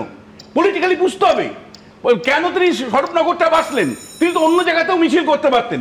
বাসলেন এই কারণেই যে তিনি যে ভোট ব্যাংকটাকে এতদিন ধরে লালন পালন করেছেন, সেই ভোট ব্যাংকে সরে যাচ্ছে না তো, ফলে তাদেরকে ঐক্যবদ্ধ করবার জন্য স্বরূপনগরে গিয়ে তিনি একটা মিছিল করতে চাইছেন, যাতে করে এই সংখ্যালঘু মাইনরিটিদের বার্তা দেওয়া যায়। স্বরূপনগর সেই কনস্টিটিউয়েন্সি যেখানে 45% সংখ্যালঘু মুসলিম সম্প্রদায়ের বাস, ফলে সরাসরি তাদেরকে বার্তা দেওয়ার জন্য মমতা বন্দ্যোপাধ্যায় সেখানে যাচ্ছেন। আমি বলছি এতে কি হবে জানেন তো, যেই না স্বরূপনগরে মমতা বন্দ্যোপাধ্যায় মিছিল করবে, শুভেন্দু অধিকারী পরের দিন নেমে যাবে। শুভেন্দু অধিকারী পরের দিন নেমে গিয়ে বলবে যে মমতা বন্দ্যোপাধ্যায় যে ন্যারেটিভটা তৈরি করে আসবে, তার কাউন্টার হিসাবে হিন্দু ভোটের পোলারাইজেশনের একটা ন্যারেটিভ শুভেন্দু অধিকারী তার মতন করে করবে। ফলে এই যে রাজনীতিটা ক্রমশ হিন্দু মুসলমানের জায়গা থেকে ক্রমশ বিভক্ত হচ্ছে, মূল যে ইস্যুটা অনুপ্রবেশটা কিন্তু হারিয়ে যাবে। আপনি দেখবেন বিষয়টা কিন্তু আমি বলছি মমতা বন্দ্যোপাধ্যায় স্বরূপনগরে যাচ্ছেন, আমি তো জানি বনগাঁয়ে যাচ্ছেন, বনগা থেকে স্বরূপনগর অনেকটা প্রায় 50 কিলোমিটার। আলটিমেটলি কোথায়, মানে বনগাঁ সাব ডিভিশনের মধ্যেই তো স্বরূপনগরটা পড়ে, আমি যদি ভুল না করি। তাহলে আলটিমেটলি স্বরূপনগরের যে ছবিটা উঠে এসছে সেইটাকেই তো তিনি অ্যাড্রেস করতে চাইছেন, মানে তার বাইরে তো কিছু না। আর একইভাবে আপনি সকাল থেকে লক্ষ্য করছিলাম যে স্বরাষ্ট্রমন্ত্রী অমিত শাহ তিনি হঠাৎ করে জাগৃত হলেন, তিনি হঠাৎ করে আবিষ্কার করলেন যে ভাই প্রত্যেকটা অনুপ্রবেশকারীকে বের করতে হবে, এবং যারা বিরোধিতা করছে তাদেরকে কেন বিরোধিতা করছে প্রশ্ন হচ্ছে আপনি স্বরাষ্ট্রমন্ত্রী, আপনি দায়বদ্ধ কেন হবেন না? আর আপনি মানে আজকে কিয়ারা বারবার বলছে যে জমি দেয়নি নাকি। ভারতবর্ষের সংবিধান, সুমনদা বলছে, আমি দায়িত্ব নিয়ে বলছি, সংবিধান বলছে ন্যাশনাল ইন্টারেস্টে জাতীয় নিরাপত্তার প্রশ্নের যদি কেন্দ্রীয় সরকার মনে করে তাহলে পার্লামেন্টে 249 নম্বর ধারা অনুসারে আইন তৈরি করতে পারত। কেন্দ্রীয় সরকার যদি মনে করতো যে মমতা বন্দ্যোপাধ্যায়কে চটিও আমি আইন তৈরি করব জাতীয় স্বার্থকে রক্ষা করবার জন্য, যদি কেন্দ্রীয় সরকার মনে করতো যে আমি বিএসএফ এ কাঁটাতারের বেড়া দেওয়ার জন্য আমি সেটা নিশ্চিত করবার জন্য জমি অধিগ্রহণ করব, সেই রকম সংস্থান সংবিধান ভারতের কেন্দ্রীয় সরকারকে দিয়েছে, কিন্তু কেন্দ্রীয় সরকার সেটা করেনি, কারণ তার পলিটিক্যাল একটা ইকুয়েশনও তো বারবার কাজ করেছে, যেটা কখনো কখনো উঠে আসছে আমাদের আলোচনায়। না ঠিকই আছে, বিশ্বনাথ দা ব্যালেন্স করেই বলেন, দেখো দাড়িপাল্লার মাপকাঠিটা একবার বাম ডান সব পক্ষ রেখেই বলেন, সে ঠিক আছে। আমার বক্তব্য হচ্ছে, প্রথম কথা হচ্ছে অমিত শাহ হঠাৎ করে জেগে উঠেছেন তা নয়, উনি বারে বারে প্রতিটা সময় বলেছেন অনুপ্রবেশ একটা মেজর ইস্যু আমাদের পশ্চিমবঙ্গ, তথা আমি বলছি আমি ভোটে ইস্যু করেছেন, কিন্তু আমি বলছি উনি তো মূল কথাটা বলবেন বিএসএফ কে, যে একটা মাছিও যেন গলতে না পারে। নিশ্চয়ই তাই, কিন্তু আপনি তো জানেন, মানে এটা না আমরা দীর্ঘবার আলোচনা করেছি, প্রায় 500 কিলোমিটার ফরেস্ট বর্ডার, জল, সেখান থেকে কিভাবে গরু পাচার হয়, গরুকে পুরো বেঁধে কলার ভেলা করে যেখানে পাঠানো হয়, সেরকম মানুষ আসতে পারে না বলে মনে হয়? নিশ্চয়ই আলবাগ পারে, এবং যেখানে প্যাকেজের ব্যবস্থা করা হয়েছে, যেখানে এলেই একটা প্যাকেজ, আধার কার্ড, ভুয়ো ভোটার কার্ড, রেশন কার্ড, কি চাই বলো, বদলে টাকা দিতে হবে। আমি বলছি যে ইসরায়েল যদি মানে পুরোটাকে নিজে সুরক্ষিত রাখতে পারে, মানে ওইরকম একটা পরিস্থিতিতে, তাহলে ভারত সরকার লৌহ সরকার বলে যে আমরা আয়রন গভর্নমেন্ট, তাহলে ভারত সরকার কেন পাচ্ছে না? আমার প্রশ্ন যে ভারত সরকার প্ল্যান কি আছে? তুমি আমায় বলো প্ল্যান কি আছে? তুমি আসলে কিন্তু প্ল্যান করতে পারোনি, পুরো জল আর জঙ্গল করে চালিয়ে গেছো তোমরা দিনের পর দিন। বলেছেন সুমন, মমতা বন্দ্যোপাধ্যায় ভাবছে অনুপ্রবেশকারীরা যাচ্ছে, সঙ্গে সঙ্গে তাদের ভোট এবং দুর্নীতির নোট চলে যাচ্ছে। ঠিক সেই কারণেই মানে একটা দেশ যেখানে দেশের মানুষের ঊর্ধ্বে, দলীয় স্বার্থের ঊর্ধ্বে দেশ, তৃণমূল সেটা ভাবে না। ফার্স্ট অফ অল কান্ট্রিজদের মধ্যে ব্রিটেন, ফ্রান্স, জার্মানিকে বলা হয়। ব্রিটেন একটা সম্পূর্ণ একটা দ্বীপ রাষ্ট্র। সেই ব্রিটেনের মধ্যে অনুপ্রবেশ পূর্ব এশিয়া, মধ্য এশিয়ার থেকে গুপ্ত রুটে যেটা হয় তার নাম হচ্ছে ডাঙ্কি রুট। নিশ্চয়ই বিশ্বনাথ দা জানেন। মোটামুটি তো এই ডাঙ্কি রুট যদি ফার্স্ট অফ অল কান্ট্রিজের মধ্যে ব্রিটেন, ফ্রান্স, জার্মানি না আটকাতে পারে তাহলে পরে আমি আটকাতে ব্যর্থ হচ্ছি এবং প্রত্যেকটা রাজ্যের ভোটের আগে আমি অনুপ্রবেশকে ইস্যু করছি। এর রাজনীতি আছে। উত্তর বিজেপির দুজন প্রতিনিধি আছে দিক যে ভারতবর্ষের সংবিধান কেন্দ্রকে কখনোই আটকায় না যদি ন্যাশনাল ইন্টারেস্টে বা ন্যাশনাল ইমার্জেন্সির কনটেক্সটে জমি অধিগ্রহণ করতে আইন, সেই অধিকার আছে। আমি দ্রুত একবার শুধু একটা জায়গায় আমি তথ্যগত বলে নেব, সেটা হচ্ছে বনগাঁ সাব ডিভিশনের মধ্যে নয়, স্বরূপনগর পরে হচ্ছে বসিরহাট সাব ডিভিশনের মধ্যে। আর দ্বিতীয় কথা, অমিত শাহ আজকে যেটা নিয়ে এতক্ষণ এই বিতর্কটা হচ্ছে ঠিক কি বলেছেন দেখাবো। পাশাপাশি ওই ঠাকুরনগরে মিছিল করবেন মুখ্যমন্ত্রী, একেবারে কর্মসূচি আজকে ঘোষিত হয়ে গেছে। পাশাপাশি অনুপ্রবেশ ইস্যু থেকে এসআইআর সমর্থন বিরোধিতা, তুঙ্গে রাজনীতি। কলকাতা থেকে দিল্লি ফুটছে সব পক্ষই। স্বরূপনগরের সীমান্তে যখন বাংলাদেশ ফেরার হিড়িক, তখন গুজরাটের ভুজ থেকে সুর চড়ালেন অমিত শাহ, টানলেন বিহারের ভোটের ফলের প্রসঙ্গ। दुर्भाग्य की बात है कुछ राजनीतिक दल एक घुसपैठिया हटाओ का जो अभियान है इसको निर्बल करने में लगे हैं और वो राजनीतिक दल चुनाव आयोग द्वारा जो एसआईआर की प्रक्रिया चल रही है, मतदाता सूची का शुद्धिकरण जो चल रहा है, इसका खिलाफत कर रहे हैं। और मैं आगाह भी करना चाहता हूं उन राजनीतिक दलों को जो घुसपैठियों के संरक्षण में लगे हैं। बिहार के चुनाव देश की जनता का मैंडेट है और वो मैंडेट घुसपैठियों की उपस्थिति के खिलाफ। দেশ নিরাপত্তাহীনতাতে ভুগছে, এটা তো সত্যি। আর যদি আগাম জানা যেত তাহলে পরে এই আতঙ্কবাদীরা পেহেলগাঁওতে ঢুকে নিহত পর্যটকের এই ঘটনাটা হতো না, দিল্লিতে এরকম বোম ব্লাস্ট হতো না। তার মানে কেউ ঢুকছে, তার মানে দেশের বর্ডার্স গুলো ঠিক মতো ওখানে নিরাপত্তা দেওয়া হচ্ছে না। এসআইআর এর বিরোধিতায় গত 4 নভেম্বর কলকাতায় মেগা মিছিল করেছিলেন মমতা বন্দ্যোপাধ্যায়, যে মিছিলে পা মেলান অভিষেক বন্দ্যোপাধ্যায়ও। এবার এসআইআর ইস্যুতে সীমান্তবর্তী বনগাঁয় মতুয়াগড়কে বেছে নিয়েছেন মমতা বন্দ্যোপাধ্যায়। মঙ্গলবার সেখানে তৃণমূল নেত্রীর জোড়া কর্মসূচি। দুপুর 1টায় বনগাঁ ত্রিকোণ পার্কে সমাবেশ, এরপর দুপুর 3টে থেকে মহামিছিল, যা শুরু হবে চাঁদপাড়া থেকে এবং শেষ হবে মতুয়াবাড়িতে। ममता बनर्जी का असली दुख समझिए। ममता बनर्जी जी को लगता है ये जो घुसपैठिए हैं, जो भारतीय नागरिक हैं, जिनको संविधान और रिप्रेजेंटेशन ऑफ पीपल्स एक्ट कोई अधिकार नहीं देता है कि वो वोट डाले, ममता बनर्जी उनके वोट के सहारे पश्चिम बंगाल का चुनाव जीतना चाहती है। কিছু হাওয়া গরম করা কথা। পশ্চিমবঙ্গ জঙ্গলরাজ নয়, দিল্লি বরং জঙ্গলরাজ বলা যায়। অমিত শাহের নাকের ডগার এসে সেখানে ব্লাস্ট হচ্ছে, লোক মারা যাচ্ছে, কাশ্মীর থেকে জঙ্গিরা চলে আসছে, কিচ্ছু করতে পারছে না। পশ্চিমবঙ্গ এরকম অবস্থা তৈরি হয়নি।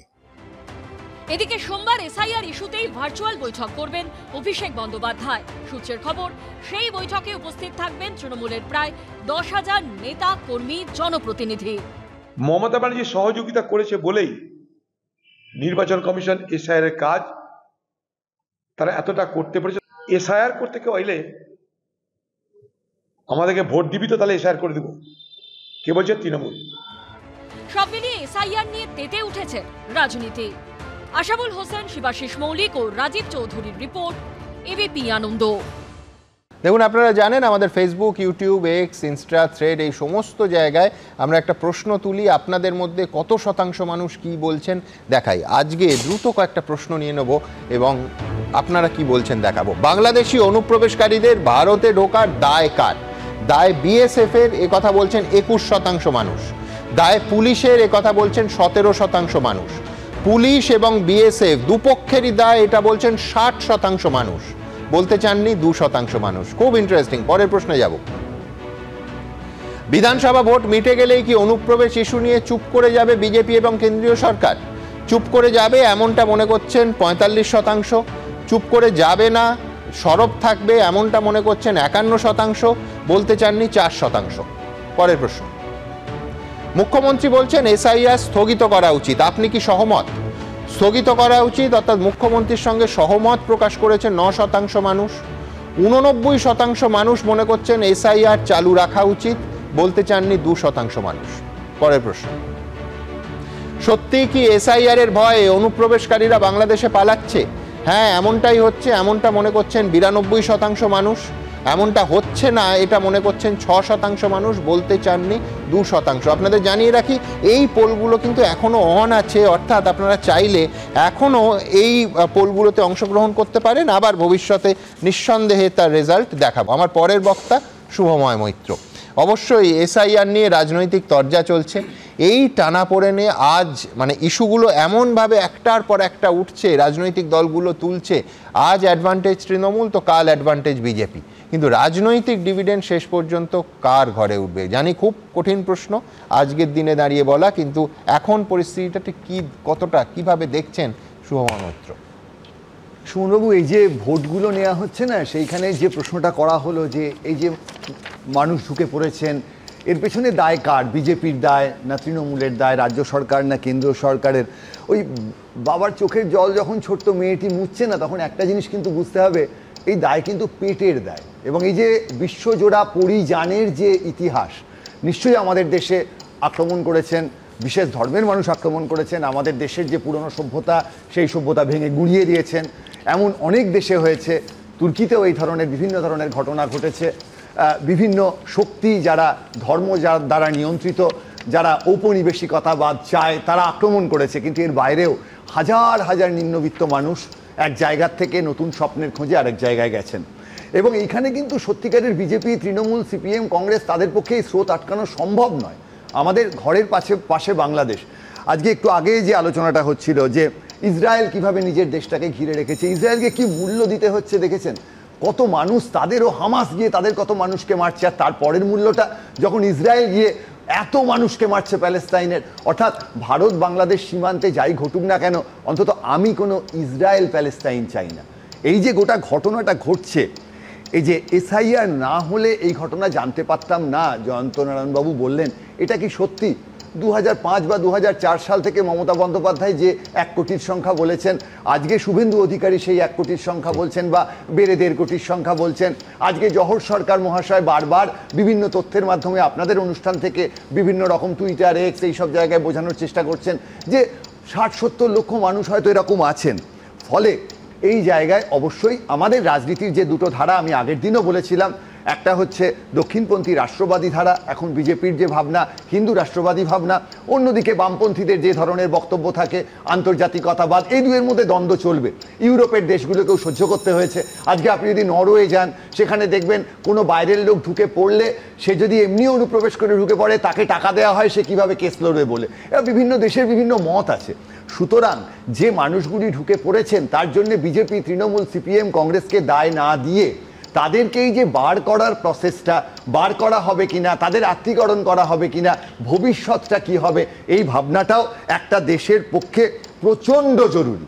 অর্থাৎ বাংলাদেশের লোক আমাদের রাজ্যে ঢুকে পড়েছে বলে, আমাদের সব কাজ খেয়ে নিয়েছে বলে পশ্চিমবঙ্গের মানুষ বাইরে কাজ করতে যাচ্ছে, এটা যদি বলা হয়, তাহলে বাম থেকে তৃণমূল রাজত্ব অবধি রাজ্যে শিল্পের যে কোনো চেষ্টা করা হয়নি।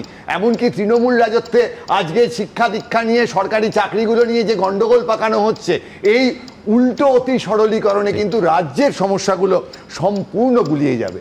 এবং যে কথাটা বিশ্বনাথদা খুব গুরুত্ব দিয়ে বলেছেন, সেটা হচ্ছে যে আলটিমেটলি আমাদের এই যে রাজনীতি, আমাদের তৃণমূলের লাভ না বিজেপির লাভ? আপাতত সামনের নির্বাচনে এখনও সিপিএম বা কংগ্রেস এই পরিস্থিতিতে 150 আসন পেয়ে যাবে এরও মনে হচ্ছে না। সিপিএম বা কংগ্রেসের প্রতিনিধি নেই, তারা নিশ্চয়ই রিবাটাল আপনাদের দেবেন। কিন্তু বিজেপি বা তৃণমূল কে কত ভোটে জিতবে বলে সার হচ্ছে তো এমন নয়। আমরা তো এটা জানি যে ভারতবর্ষের নির্বাচনে, আমাদের বৃহত্তম গণতন্ত্র, যে কথাটা অমিত শাহ মহাশয় বলেছেন যে গণতন্ত্র দূষিত হয়ে যাচ্ছে। তা গণতন্ত্রকে পবিত্র রাখতে গেলে এটা তো পরিষ্কার দেশের নাগরিকই ভোট দেবেন, কিন্তু যে বিরাট অঙ্কের মানুষ ঢুকে পড়েছেন, যেমন আমেরিকা থেকেও ভেলায় করে ঢুকে পড়ে, ইউরোপে ঢুকে পড়ে, এই মানুষগুলোকে তাদেরকে নিয়ে কি হবে এই নিয়ে কিন্তু একটা প্রতিবেশী রাষ্ট্রের নাগরিকরা ভোট দেওয়াটা তো মারাত্মক। একেবারে আমরা একেবারে চাই না। আপনার প্রতিনিধি কেন ওরা বাঁচবে? একেবারে আমরা চাই না, কিন্তু সেইটা আটকানোর জন্যই এই প্রসেস অত্যন্ত যৌক্তিক।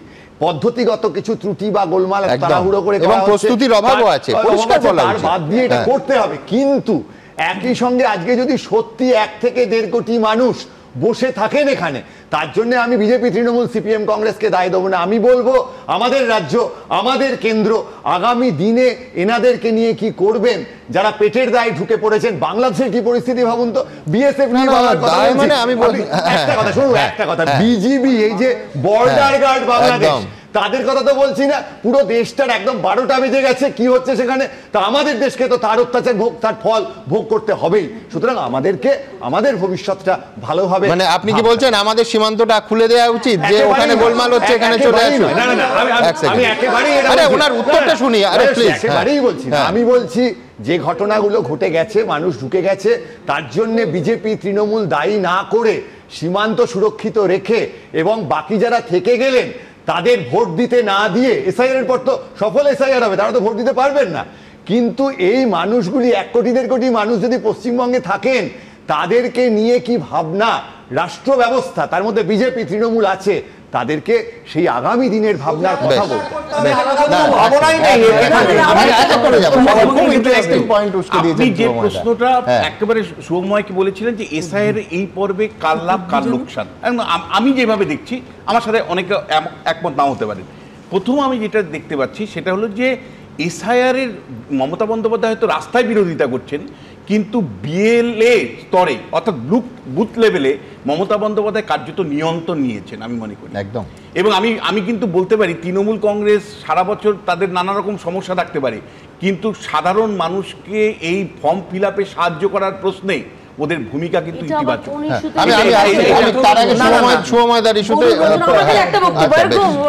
দেখুন সময় বাবুর এই যে মর্মস্পর্শী আবেদন আমার খুব ভালো লেগেছে, মানবিক আবেদন ভালো লেগেছে। আমি অনুরোধ করবো যাদের নিশ্চয়ই যারা অনুপ্রবেশকারী এসছেন আমার দেশে, আমার রাজ্যে 1 কোটি 1.5 কোটি যাই সংখ্যাই হোক না কেন, যারা এত মানবিক, তারা নিজেদের বাড়িতে 4 জন 5 জন করে নিয়ে রাখলেই তো অনেকের অন্নসংস্থান হয়ে যাবে। সেটা শুভময় বাবু নিশ্চয়ই অ্যাফোর্ডও করতে পারবেন। আমার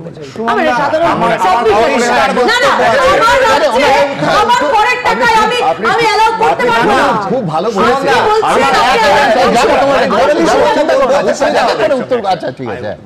দেশের 23% জনসংখ্যা, 26% জমি নিয়ে 1947 সালে আলাদা হয়ে গেছে। সম্পত্তি বিভাজনের পরে আমি বলতে পারি না যে আমি বর্ষাতির ঘরে থাকতাম, ওটা এখন জ্যাঠামশাইয়ের ভাগে পড়েছে বলে ওই ঘরটা তো আমি ছাড়বো না, ওটা আমার বেডরুম ছিল। আমাকে কোর্ট যখন ভাগ দিয়ে দিয়েছে আমাকে সেখানেই থাকতে হবে।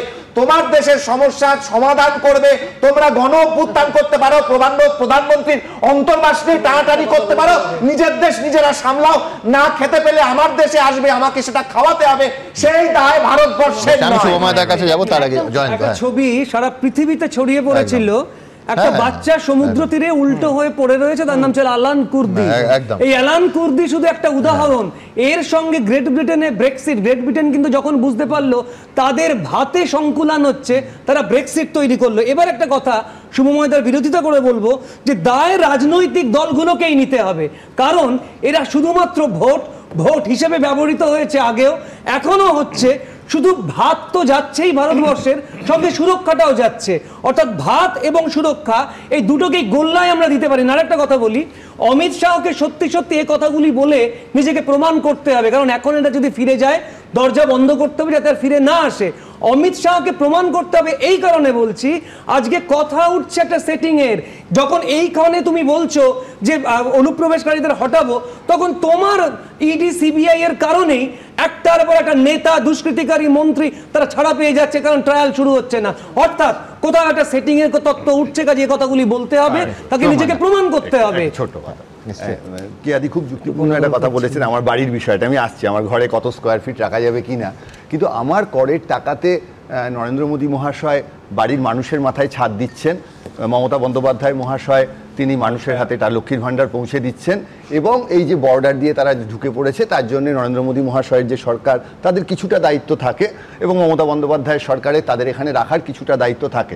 তা কেয়াদি অবশ্যই যদি ভোটে যেতেন, মন্ত্রী হন, ওই টাকাগুলো আমার যে ভাগটায় এই বাংলাদেশের লোকরা থেকেছেন বা ভবিষ্যতে যদি তৃণমূলের কেউ ভোটে যেতেন ওই টাকাগুলো যদি ফেরত দেন, আমি অবশ্যই আমার বাড়িতে তাদের থাকার ভারতীয়রা সুবিধা পাবে না। আপনি চান অনুপ্রবেশকারী, না আমার টাকাটা আমার ভুলে যায়নি, আমার ভুলে তো যায়নি, আমার ভুলে তো যায়নি, আমার ভুলে তো যায়নি। আমি নির্দোষ প্রশ্ন, কাটবেন না, আমার খালি নির্দোষ প্রশ্ন হচ্ছে, অর্থাৎ আপনি চান না যে আমার ভারত সরকার বা পশ্চিমবঙ্গ সরকারি ফর দ্যাট ম্যাটার যে সরকারি প্রকল্প সুবিধা আমার পশ্চিমবঙ্গবাসী ভারতীয় যারা তারা পাবেন, অনুপ্রবেশকারীরা যে পাচ্ছেন তার কারণ কেন্দ্রের এবং রাজ্যের সরকার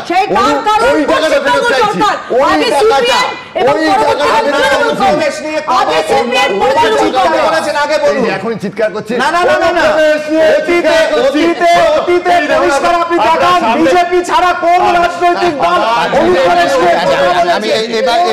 আমি বলছি, দেখুন আমার কর্তব্য এখন যে এই আজকের অতিথিদের মধ্যে এখনো পর্যন্ত একটি শব্দ যিনি উচ্চারণ করেননি এবং এত প্রভোকেশন সত্ত্বেও সম্পূর্ণ নীরব আছেন, তার কাছে যাওয়া, তার নাম হচ্ছে অর্ণব শাহ। কিন্তু অর্ণবের কাছে যাওয়ার আগে যেহেতু আজকে একেবারে সরাসরি রাজনৈতিক দলেদের দায়ী করব না, কিন্তু রাজনৈতিক দলেদের অ্যাক্টিভিটি এই বিষয়টা নিয়ে তো আপনাদের সামনে রাখতে হবে।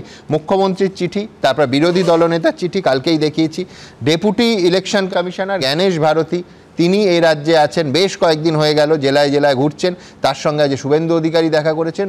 এই রাজনৈতিক কর্মসূচিগুলো সমস্ত দলের। এবার দ্য লেটার নাটকে উইলিয়াম সমারসেট মম বলেছিলেন, letter writing is a dying art. WhatsApp মেসেঞ্জারের দৌলতে চিঠি যতই হারিয়ে যাক, বঙ্গ রাজনীতির লড়াইয়ে সে আজও সমান প্রাসঙ্গিক। এসআইআর আবহে চিঠি পাল্টা চিঠি নিয়ে ঝড় উঠেছে গত 24 ঘন্টায়। একদিকে এসআইআর স্থগিতের আবেদন জানিয়ে মুখ্য নির্বাচন কমিশনারকে চিঠি দিয়েছেন মুখ্যমন্ত্রী, একই দিনে এসআইআর চালিয়ে যাওয়ার দাবিতে নির্বাচন কমিশনকে পাল্টা চিঠি দিয়েছেন বিরোধী দলনেতা। এই টানাপোড়েনের আবহেই শুক্রবার পশ্চিমবঙ্গের দায়িত্বপ্রাপ্ত senior deputy election commissioner Gyanesh ভারতীর সঙ্গে দেখা করলেন শুভেন্দু অধিকারী। প্রায় 40 মিনিটের বৈঠকে একাধিক বিষয় নিয়ে জানালেন অভিযোগ। বর্ডারে যেভাবে জমি না দিয়ে অনুপ্রবেশকারীদেরকে ঢুকিয়ে ভোটার লিস্টের নাম তোলা হয়েছে, হ্যাঁ, সামাজিক প্রকল্প থেকে শুরু করে সমস্ত ভোট দিয়েছে।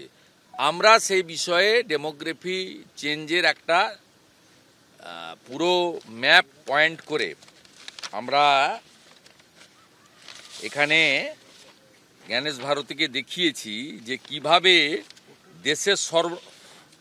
দেশের সর্বনাশ এই মমতা ব্যানার্জির নেতৃত্বে তার প্রশাসন কিভাবে পশ্চিমবঙ্গের ডেমোগ্রাফি বদলে দিয়েছে। আপনার যদি মনে হয় ডেমোগ্রাফি চেঞ্জ, তার রক্ষার দায়িত্ব তো হচ্ছে অমিত শাহের সীমান্ত রক্ষার দায়িত্ব। আপনি সেটা পশ্চিমবঙ্গ সরকারকে বলছেন কেন? আপনার তো বলা উচিত অমিত শাহর সঙ্গে যখন দেখা করতে যান, যে ছবিগুলো দেন, তো ওখানেই তো অমিত শাহকে বলা উচিত যে আপনি কি মশাই কাজ করছেন সীমান্ত রক্ষী আপনার আন্ডারে, যে অন্য রাজ্য থেকে পশ্চিমবঙ্গেও ঢুকছে, অন্য দেশ থেকে ওপাশে ত্রিপুরায় ঢুকছে, অন্য জায়গায় ঢুকছে। বিষয়টা তো শুধু পশ্চিমবঙ্গে নয়। বৃহস্পতিবারই এসআইআর স্থগিতের আবেদন জানিয়ে মুখ্য নির্বাচন কমিশনার জ্ঞানেশ কুমারের উদ্দেশ্যে চিঠি দেন মমতা বন্দ্যোপাধ্যায়, যেখানে তিনি লেখেন, আমি অনুরোধ করছি দয়া করে চলমান প্রক্রিয়া স্থগিত করতে হস্তক্ষেপ করুন, দমনমূলক পদক্ষেপ বন্ধ করুন, যথাযথ প্রশিক্ষণ ও সহায়তা দেওয়া হোক এবং বর্তমান পদ্ধতি ও সময়সীমা পুনর্বিবেচনা করা হোক। আমার বিশ্বাস এই নিয়ে দেরি না করে আপনি পদক্ষেপ নেবেন। এর কয়েক ঘন্টার মধ্যেই মুখ্য নির্বাচন কমিশনকে পাল্টা চিঠিতে শুভেন্দু অধিকারী লেখেন, ভোটে ফায়দা তুলতে তৃণমূল কংগ্রেসের বহু বছরের ভোট ব্যাংক অযোগ্য ও অবৈধদের রক্ষা করার চেষ্টা করছেন। বর্তমানে এসআইআর এর গুরুত্ব নিয়ে বাড়িয়ে বলার কোনো জায়গাই নেই। এক্স হ্যান্ডেলে চিঠির ছবি শেয়ার করে শুভেন্দু অধিকারী লেখেন, মুখ্যমন্ত্রীর রাজনৈতিক উদ্দেশ্য প্রণোদিত চিঠির পর্দাফাঁস করেছি। তিনি আতঙ্কে এই চিঠি লিখেছেন, লক্ষ লক্ষ ভুয়ো ভোটার এবং বাংলাদেশি অনুপ্রবেশকারীকে রক্ষা করতে যাদের নাম তৃণমূল নেতারা তালিকায় ঢুকিয়েছিলেন রিগিং করার জন্য। এই আবহে আবার এসআইআর নিয়ে মুখ খুলেছেন রাজ্যপালও। That's a political decision taken by the Chief Minister. I have no comments on that. I can only say as a governor, SIR is a democratic process. But if there are complaints about SAR which the CM has raised, those complaints should be looked into, which I am sure the Chief Election Commissioner will do that. The objective is one, to have a free and fair election. SAR is a part of the process. If the loopholes are there, if shortcomings are there, if flaws are there, as pointed out by the Honorable Chief Minister, I am sure that the Election Commission will find a solution to that. শুক্রবারই শুরু হয়েছে EVM পরীক্ষার প্রশিক্ষণ। সূত্রের খবর 27 November থেকে রাজ্যে নির্বাচন কমিশনের তরফে ইভিএম এর ফার্স্ট লেভেল চেকিং এর কাজ শুরু হবে। ফার্স্ট লেভেল ট্রেনিং প্রোগ্রাম যেটা হয়, এটা স্ট্যাচুটরি, এটা আছে ইলেকশনের 6 মাস আগে এটা হয়, যেটা আজ থেকে আরম্ভ হলো। এখানে ট্রেনিং প্রোগ্রাম যেটা আছে, ওখানে আমাদের ইসিআইএল থেকে লোক এসছেন, বিইএল থেকে লোক এসছেন, আমাদের ইসিআই যে এক্সপার্ট আছেন ইভিএম নিয়ে সব এসছেন। এখানে লাইভ ডেমনস্ট্রেশন হচ্ছে, সব হচ্ছে, কোয়েশ্চেন আনসার সেশন হচ্ছে, এটাই চলছে। ইভিএম এর ফার্স্ট লেভেল চেকিং এর কাজ চলবে 15 জানুয়ারি পর্যন্ত। রুমা পাল, আশাবুল হোসেন, বিটন চক্রবর্তী, এবিপি আনন্দ। দেখুন, এবার একটু পুরনো কথায় আসি। আমি প্রথম দিন থেকে বলে আসছি, আমাদের কাছে এই অনুপ্রবেশ ইস্যু আর বাংলাদেশি সন্দেহে বাংলা ভাষীদের ওপর হেনস্থা, এই দুটো ইস্যু কিন্তু আয়দারর নয়। অর্থাৎ এই দুটো ঘটনা, দু ধরনের ঘটনা আমরা যেখানে দেখব, দুটো ইস্যুই সমানভাবে তুলে ধরব, দুটো ইস্যুর বিরুদ্ধেই সরব হব। যখন অন্তঃসত্ত্বা সোনালী বিবি বা সুইটি বিবিদের ওপর ভয়ঙ্কর অন্যায় হয়, বা কালিয়াচকের ওই বাসিন্দা আমির শেখকে জোর করে বাংলাদেশে ঠেলে পাঠিয়ে দেওয়া হয়, দিনের পর দিন সিরিজ করে এই অনুষ্ঠানে আমরা তার প্রতিবাদ করি।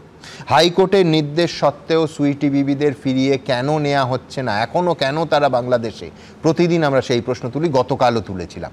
কিন্তু তার পাশাপাশি এই প্রশ্নও তুলব যে স্থানীয় পুলিশ, পঞ্চায়েত, পুরসভা, গোয়েন্দা বিভাগ কেউ জানতো না যে অবৈধভাবে বাংলাদেশিরা এ রাজ্যে ঢুকে পড়েছে, কোথাও কোথাও কলোনি তৈরি করেছে এবং এখানকার ছেলেমেয়েদের কর্মসংস্থানে সরাসরি থাবা বসাচ্ছে, নাকি অনুগত ভোট ব্যাংক বলে সব কিছু দেখেও চুপ করেছিল এতদিন, যতদিন না এই বাংলাদেশি নাগরিকরা, আমি আবার বলছি তাদের সারল্যকে আমি কুর্নিশ জানাই, নিজেরা ওই সীমান্তে বসে বাংলাদেশ ফেরত যাওয়ার সময় এই স্বীকারোক্তি দিলেন একের পর একজন, এবং গত 5 দিন ধরে দিয়ে আসছেন।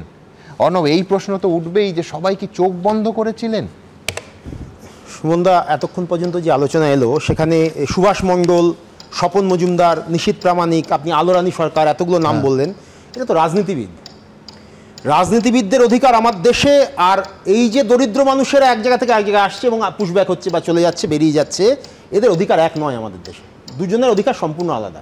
রাজনীতিবিদরা অনেক কিছু করতে পারেন, কিন্তু এই যে মানুষগুলো আসছে, আজকে এইমাত্র দেখলাম যে মাননীয় শুভেন্দু অধিকারী বললেন লক্ষ লক্ষ ভুয়ো অনুপ্রবেশকারী ঢুকে পড়েছে। আচ্ছা, এই এক্সাক্ট সংখ্যাটা আছে কি? ওই যে বর্ডার দিয়ে যারা চলে যাচ্ছে, এই সংখ্যাটা এক্স্যাক্টলি কত? আপনি শুরুতে একবার বললেন 100-150 করে যদি প্রতিদিন করে যায় এরকম, তাহলে আমি বলছি 100-150 করে যদি প্রতিদিন যায় তাহলে মাসে 30 দিয়ে গুণ করুন। ভোট এখন হচ্ছে এপ্রিল মাসে আছে, আরও 5 মাস, আপনি তাকেও গুণ করুন, তাহলে কি সংখ্যাটা লক্ষ লক্ষ হবে? লক্ষ লক্ষ হবে না। তার মানে আমাদের কাছে সংখ্যাটা নেই, এক্স্যাক্টলি কতজন এসেছে এবং এক্স্যাক্টলি কতজন চলে গেছে আমি 300% একমত, আমাদের কাছে নেই। কিন্তু পাশাপাশি তুমি একটা স্বরূপনগর কেন ধরছো?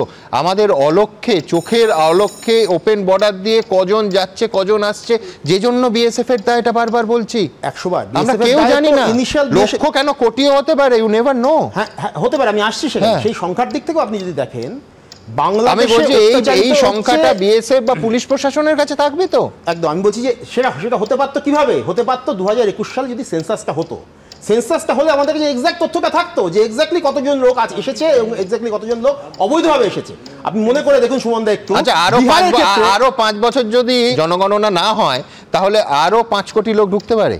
আমি বলছি এটা কোনো শর্ত হলো? আমরা জানতে পারি না, এবং আমি তোমার সঙ্গে একমত যে 10 বছর অন্তর নিয়ম করে হওয়া উচিত। কোভিডের জন্য যদি কোভিডের জন্য 21-এ না হলে 22-এ হতো, কিন্তু ইস্যুটা তা নয়। হঠাৎ করে ইস্যুটা হচ্ছে এটা একটা দিক। 2 নম্বর দিকটা হচ্ছে সেটা হচ্ছে এই যে মানে সংখ্যার ক্ষেত্রে একটা এই ধরনের গোলমাল তৈরি করে। তার মনে করে দেখুন বিহারের ক্ষেত্রে বলা হয়েছিল ওখানেও কিন্তু প্রচুর ঘুষপেকিয়া রয়েছে। আলটিমেটলি কি দেখা গেছে? কজন ঘুষপেকিয়া ওখানে যে আলটিমেটলি তালিকা বেরিয়েছে, কজন ঘুষপেকিয়া সংখ্যা কি বেরিয়েছে? নির্বাচন কমিশন ঘুষপেকিয়া হিসেবে শূন্য, মানে আমি বলছি কোনো কারণ উল্লেখই করেনি। ওখানে রিপোর্টার্স কালেক্টিভ যোগেন্দ্র যাদব দেখেছেন 371 জন, এবং তাদের মধ্যে একটা 190 জন হচ্ছে নেপাল থেকে আসা হিন্দু। আমি এইখানে আসছি যে এই যে যারা এসেছেন, আচ্ছা বাংলাদেশে অত্যাচার হচ্ছে তো হিন্দুদের উপর, তাহলে ওখান থেকে যে অংশটা এখানে আসছে তার মধ্যে ম্যাক্সিমাম অংশটা হওয়ার কথা হিন্দু। তাহলে আমাদের ভাতে যদি হাত পড়ে তাহলে ওখান থেকে যারা আসছে সেই হিন্দুরাই তো করছে, হচ্ছেন তো হিন্দু হচ্ছেন তো। তাহলে এই যে পুরো এরিয়াটা, এই পুরো এরিয়াটা থাকে যে অংশটা আমাকে বড় অংশ মতুয়া, বড় অংশ হচ্ছে নিম্নবর্গের হিন্দু, নিম্নবর্ণের হিন্দু। তাহলে এই জায়গাটায় কেন আমরা এইখানে স্পষ্ট করে যখনই আমরা এই ধরনের ন্যারেটিভটা তৈরি হচ্ছে আমরা বারবার করে বলছি যে মুসলমান দেখাচ্ছি পরিষ্কার করে, তার মানে এই জায়গাটায় একটা কোথাও ধর্মের রংকে স্পষ্ট করা হচ্ছে, এটা একটা দিক। আর আমার সেই সঙ্গে সঙ্গে মনে পড়ে যাচ্ছে সুমনদা, আমি বলছি রাজনীতির কথা, হিন্দু আসছে বলেই তো রাজস্বীরা সিএ ক্যাম্প নিয়ে এত উৎসাহী, যার ফলে হিন্দু আসছে, এটা তো ফ্যাক্ট। হিন্দু আসছে ফ্যাক্ট, হিন্দু মুসলমান সবাই আসছে। হ্যাঁ, তার মধ্যে সংখ্যাটা বেশি হওয়ার সম্ভাবনা কোনটা? অত্যাচারিত হচ্ছে তো হিন্দুরা, ওখানে হিন্দুরা যেহেতু অত্যাচারিত হচ্ছে বেশি আসবে তো হিন্দুরাই, এবং সেটাই তো হয়েছে। ওই পুরো এরিয়াটায় প্রচুর অজস্র হিন্দু রয়েছে এবং তারা আতঙ্কিত। এখন তারা অন ক্যামেরা বলছেন যে হ্যাঁ আমরা আতঙ্কিত, আমাদের কি হবে? তখন আবার রাজস্বীদের দল তারা বলছেন যে আমি প্রশ্নটা তো হিন্দু মুসলমানের নয়, প্রশ্নটা অবৈধ বাংলাদেশি অনুপ্রবেশের, যে ধর্মেরই হোক না কেন। বেশ, তাই আমি সেক্ষেত্রেও বলছি এক্সাক্ট সংখ্যা না থাকলে 1988 সালে বিখ্যাত বই নোম চমস্কির, বইটার নাম হচ্ছে ম্যানুফ্যাকচারিং কনসেন্ট। এই যে কনসেন্ট নির্মাণের খেলা, এটাই হচ্ছে ন্যারেটিভ নির্মাণের খেলা। এই ন্যারেটিভ নির্মাণের খেলাটাই হচ্ছে গোটা পৃথিবীতে। এই যে বারবার করে ব্রেক্সিটের প্রসঙ্গ এলো, ইংল্যান্ডের প্রসঙ্গ এলো, বা আমেরিকায় মেক্সিকো থেকে যখন চলে যায় এই সমস্ত প্রসঙ্গ এলো, আপনি লক্ষ্য করে দেখুন বিগত 20-25 বছর ধরে গোটা পৃথিবী জুড়ে এই যে ফার রাইট উইং এর উত্থান, এর প্রধান ইস্যুটা এরা করছে হচ্ছে এই যে তুমি কি এটাও বলবে যে 2005 সালে মমতা বন্দ্যোপাধ্যায় যখন 1 কোটি সংখ্যাটা বলেছিলেন, সেটাও এই ন্যারেটিভ নির্মাণের খেলা ছিল? 1 কোটি সংখ্যাটা কেন আসবে না? আমি যদি 47 সালের পর থেকে সত্যি সত্যি 1 কোটি মানুষ থেকে এসছে তো বাস থেকে, এপাশ থেকে তো এসছে সংখ্যাটা। আমি বলছি এত বেশি সংখ্যাটা আরো বেশি হতে পারে, কিন্তু তার একটা বড় অংশ ওখান থেকে অত্যাচারিত হিন্দু অথবা অন্যান্য মানে অসুবিধায় পড়ে চলে আসা হিন্দু, যাদেরকে ওরা শরণার্থী বলছে। আমি বলছি এই জায়গাটায় গুলিয়ে না নিয়ে এখানে আমাদের খুব স্পষ্ট করে দুটো কথা বলার দরকার। একটা, নাম্বার 1, যে এরা ঢুকলো কি করে, প্রথম কথা। এবং বিগত কয়েক বছরে তো এই যে মানে বর্ডার সিকিউরিটি ফোর্সের যে এখতিয়ার, সেটা 15 কিলোমিটার থেকে বাড়িয়ে 50 কিলোমিটার আমাদের এখানে করা হয়েছে, সুতরাং তাদের হাতে আরো বেশি শক্তি দেওয়া হয়েছে। বলছি 3,000, 3,500 টাকা, 4,000 টাকা দিয়ে নাকি এরা ঢুকে পড়ছে। তাহলে ঢুকে পড়ছে জায়গায় বর্ডার সিকিউরিটি ফোর্সের কি কোনো হাত নেই? কোথাও কি জড়িয়ে রয়েছে যারা এই দালাল চক্র, তার সঙ্গে কোথাও এই ধরনের যারা সীমান্ত সুরক্ষা রয়েছেন তারা কি কোথাও জড়িয়ে আছেন? তাহলে সেটা যদি হয় নিশ্চিত সেটা আমাদের এটা একটা। আর আরেকটা হচ্ছে, আমি বলছি যে এই ক্ষেত্রে স্পষ্ট সংখ্যা যতক্ষণ পর্যন্ত না পাবো সুমনদা, ততক্ষণ পর্যন্ত এই আমি বলছি ন্যারেটিভ নির্মাণের খেলা যদি যাই বারবার করে, তাহলে ওটা ওই রাজনৈতিক ডিভিডেন্ডের দিকেই চলে যাবে। এটা না করে আমার মনে হয় স্পষ্ট করে দেওয়া উচিত এই জায়গায় যে কতজন লোক। আপনি নিজে শুরু করলেন আজকে 100 থেকে 150 জন লোক পার ডে যদি ওখান থেকে পালায় বা চলে যায় ওখান থেকে। আরো একটা কথা আমি বলছি, না ইস্যুটা 100, 150, 1000, 5000 নয়, ইস্যুটা হচ্ছে যে আমাদের ভোটার কার্ডে আমাদের রাজ্যের জনপ্রতিনিধি নির্বাচিত করবে বিদেশি বাংলাদেশের অনুপ্রবেশকারীরা। প্রশ্নটা অনেক গভীর। 2 কোটি পারসেপশনটা কে দিয়েছিল? 2 কোটি কে দিয়ে? আমি না শুধু আজকে ভুল হচ্ছে আমার বুঝুন, 2 কোটিটা কে দিয়েছিল? কোথায়, কোন জনসভায় দাঁড়িয়ে দিয়েছিল?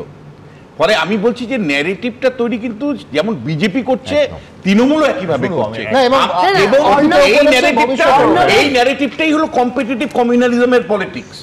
এই ন্যারেটিভটার মধ্য দিয়েই কেউ হিন্দু ভোটের পোলারাইজেশন চাইছে, কেউ মুসলমান ভোটটাকে পুরো নিজের পক্ষে নিয়ে যেতে চাইছে। ফলে এসআইআর কিন্তু আমি আপনাকে বলছি ভোটের আগে একটা ভোট, যেখানে মমতা বন্দ্যোপাধ্যায় রাস্তায় নেমে, অভিষেক বন্দ্যোপাধ্যায় রাস্তায় নেমে বিরোধিতা করছেন মুসলিম ভোটারদেরকে বার্তা দিতে, আবার তার দলেরই সমস্ত বিএলএদেরকে নামিয়ে দিয়েছেন যে প্রত্যেকের নাম জানি থাকে দেখি। শুনো আমার ছোট্ট বক্তব্য, মানে বিশ্বনাথদা যেমন বনগাঁ স্বরূপনগর 45.5 কিলোমিটার ডিস্টেন্স, তাই নিয়ে এত চিন্তা করছেন। মমতা ব্যানার্জি হচ্ছে লম্বা একটা মিছিল করে দিলেই হয়, তার চেয়ে লম্বা, সেটা হয়ে গেল। কিন্তু ভুলটা সঙ্গে সঙ্গে আমরা এখানে জেনে নিলাম, স্বীকার করলাম। এবার ভারতবর্ষের স্বাধীনতার পর থেকে যদি ধরে নিই অন্য দেশ থেকে আসা মানুষ সময়ের নিরিখে ইনি ঢুকবেন, এই ধর্মে ঢুকবেন, তার কিছু ভুল ঠিক আছে, তার যে একটা বিরাট ভুল, তার জন্যে তো আজকে আমাদের পশ্চিমবঙ্গের সমস্যা। তা আমার বক্তব্য হচ্ছে রাজনৈতিক দলগুলো পরিষ্কার করে এই ভুলটার পর যে পুশব্যাক করবেন কিভাবে, আগামী দিনে কিভাবে আমরা জিনিসটা সামলাবো, আসামে যে ঘটনাগুলো হয়েছে তার থেকে শিক্ষা নিয়ে আমরা দেশ হিসেবে, রাজ্য হিসেবে কি শিক্ষা নিচ্ছি। আমি বলছি একটা ভুল সেটা অনিচ্ছাকৃত হতে পারে, একটা প্রবণতা হতে পারে, কিন্তু যখন দিনের পর দিন আমি নগদ অর্থের বিনিময়ে সীমান্ত দিয়ে পারাপার হচ্ছে, সেটা ভুল নয়, সেটা হয় অপরাধ, ক্রাইম। আমার খালি একটা বক্তব্য হচ্ছে, দেখুন এই যে ন্যারেটিভের কথা চলছে, অর্ণব জিজ্ঞেস করুন না তার দলের নেত্রীকে, তিনি তো এই ন্যারেটিভ তৈরি করেছিলেন না 2005 সালে, যেটা আপনি বললেন। ওই তথ্যটা, ওই অঙ্কটা উনি কখন কোথায় পেয়েছিলেন, কোন বই ঘেটে উনি পেয়েছিলেন, আমার তো সেটা জানতে ইচ্ছা করছে। নাকি যারা সেই সময় অনুপ্রবেশকারী ছিল সুমন, সেটা এখন Mamata Bandyopadhyay core vote bank, সেই জন্য মমতা বন্দ্যোপাধ্যায় বলছেন না যেতে দেব না, যেতে নাহি দিব, এখন না যেও না রজনী, এখন এটা মমতা ব্যানার্জি বলছে। মানে অনেক রকম ভাবে চেষ্টা করছে কি করে তৃণমূল বা মমতাদির গাড়ি দোষ দেওয়া যায়। বর্ডার সিকিউরিটি ফোর্সের দায়িত্ব লক্ষ লক্ষ কোটি কোটি টাকা মাইনে পায় হলো বর্ডার সিকিউরিটি ফোর্সের লোকেরা, তাদের কোনো রেসপন্সিবিলিটি নেই, গোটা রেসপন্সিবিলিটি চলে আসছে রাজ্য সরকারের উপরে। এসআইআর হচ্ছে সারা 2 বছরের আগে এসআইআর করা যায়নি, 2-2.5 বছর ধরে লেগেছে। 2002 সালে যখন হয়েছিল কতদিন লেগেছে উনি জানেন না, হোয়াটসঅ্যাপ ইউনিভার্সিটির না করে আসবে। এইটা হচ্ছে মুশকিল, আমার কাছে এটা নথিটা নিয়ে বসি তো আগের ভিডিওটা ভাইরাল হয়েছিল, আবার ভাইরাল হবে করে দিচ্ছেন, আবার ভাইরাল হবে, আবার দেখাতে হবে আমায়, তাই না হতে পারে ভিডিও ভাইরাল হয়েছে, আবার ভাইরাল হবে, আপনাদের চ্যালেঞ্জ কে আমি বলছি দেখুন, একটা বিভ্রান্তি হয়েছে, বিভ্রান্তি দূর করা আমার কর্তব্য। এই যে 2002 থেকে 4 বলা হয়, এটা এসআইআর শেষ হয়েছিল 2000 ভারতবর্ষের নিরিখে 2-এ শুরু হয়েছিল এবং গোটা দেশে 2004-এ শেষ হয়। পশ্চিমবঙ্গে প্রাথমিক খসড়া তালিকা, আই রিপিট, খসড়া ভোটার তালিকা বেরিয়ে গেছিল 4 ফেব্রুয়ারি এবং তারপর 2 মাসের মধ্যে গোটা বিষয়টা শেষ হয়ে যায়, ফাইনাল তালিকা বেরিয়ে যায়। ওই যে পিরিয়ড, সেই প্রাথমিক খসড়া তালিকাকে কটা নাম বাদ গেছিল একদম পরিষ্কার বলছি, আমি পরিষ্কার বলছি। আবার অনেক দিনে যারা ভুলে গেছেন তাদের দেখিয়ে দিই, 69 লক্ষ, আরেকবার দেখাতে হবে খসড়া ভোটার তালিকা 69 লক্ষ। মনে রাখবেন যে সেই সময় অর্থাৎ 2002-এর নিরিখে এই সংখ্যা বিপুল। হ্যাঁ, আনন্দবাজার পত্রিকা। আপনি চ্যালেঞ্জ করছেন তো, মানে আপনি চ্যালেঞ্জটা নিন তাহলে। আমি বলছি যে একটা এত বড় আমরা তো ফিল্ডে নেমে কাজ করছি, ফিল্ডে মানুষের প্রাণ গেছে কিন্তু ইতিমধ্যেই। আমি আপনাকে চ্যালেঞ্জ করছি, এটা হচ্ছে খসড়া ভোটার তালিকা যেদিন প্রকাশিত হলো, কাগজ দেখাবো কি?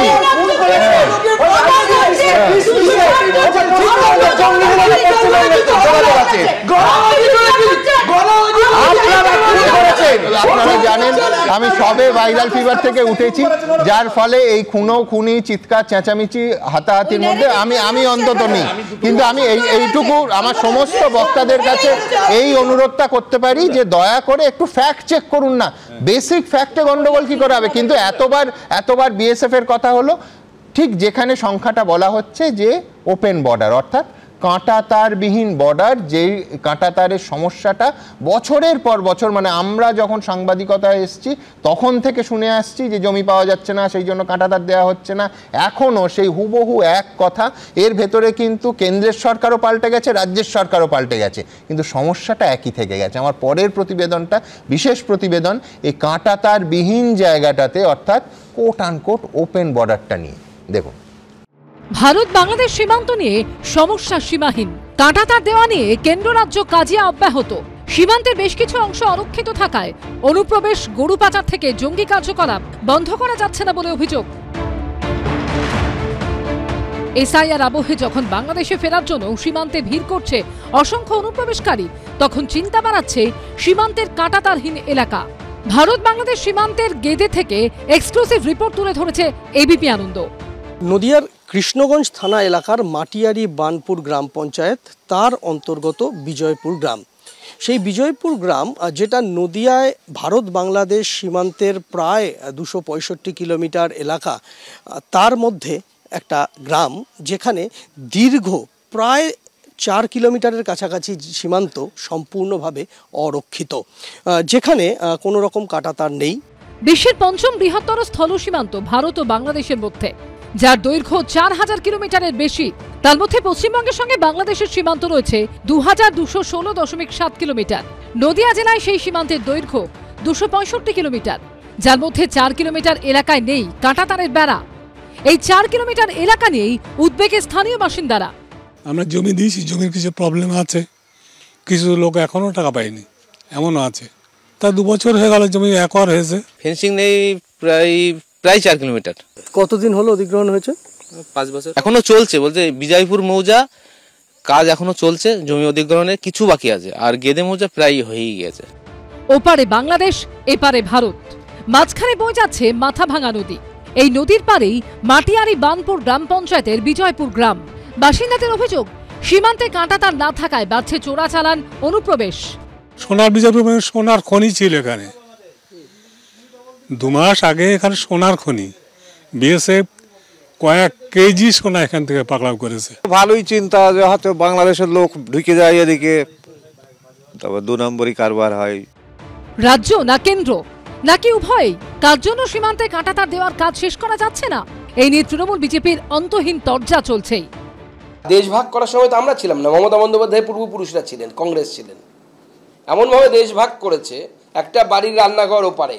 কিন্তু আমাদের সরকারের পার্থক্য হচ্ছে, ওই হারিপুকুর গ্রামে গিয়েও আমি স্বচ্ছ ভারতের লোগোওয়ালা বাথরুম দেখেছি, নরেন্দ্র মোদীর দেওয়া বাথরুম। এটাই হচ্ছে পার্থক্য। কিন্তু এই বর্ডারে, এই ধরনের পোরাস বর্ডারে কারো পক্ষেই কি ফেন্সিং ছাড়া, ফেন্সিং কেটে ঢুকে যাচ্ছে অনেক দিন। এরপরে তো মনে হচ্ছে ইসরায়েলের মতো ইলেকট্রিক শক দেওয়া ফেন্সিং বানাতে হবে ভারতবর্ষ। যেই জায়গায় রাজ্য সরকার জমি দিয়েছে, তারপরেও সেখানে কেন এতদিন কাঁটাতার লাগানো হয়নি, সেই প্রশ্ন তো উঠবেই। আর দ্বিতীয় কথা, বর্ডারের অনুপ্রবেশ তো আসাম দিয়েও হচ্ছে, ত্রিপুরা দিয়েও হচ্ছে। সেখানে তো ডাবল ইঞ্জিনের সরকার রয়েছে, সেখানে জমির সমস্যাটা কে রেখেছে, সেখানে বাধা কে দিয়েছে? আসলে নিজেদের স্বরাষ্ট্র দপ্তর অপদার্থ অমিত শাহ চালাতে পারছেন না, বিএসএফ তাকে কন্ট্রোল করতে পারছেন না। এই ব্যর্থতার দায় বিজেপি কেন্দ্রীয় নেতৃত্ব অমিত শাহ। সীমান্তবর্তী এলাকার বাসিন্দাদের একাংশের অভিযোগ, বর্ডার গার্ড বাংলাদেশের আপত্তিতেও কিছু কিছু জায়গায় কাঁটাতার লাগানো যায়নি। আর তাই এই প্রশ্ন ওঠে, সীমান্তে সব জায়গায় কাঁটাতার থাকলে বাংলাদেশের আপত্তি কিসের?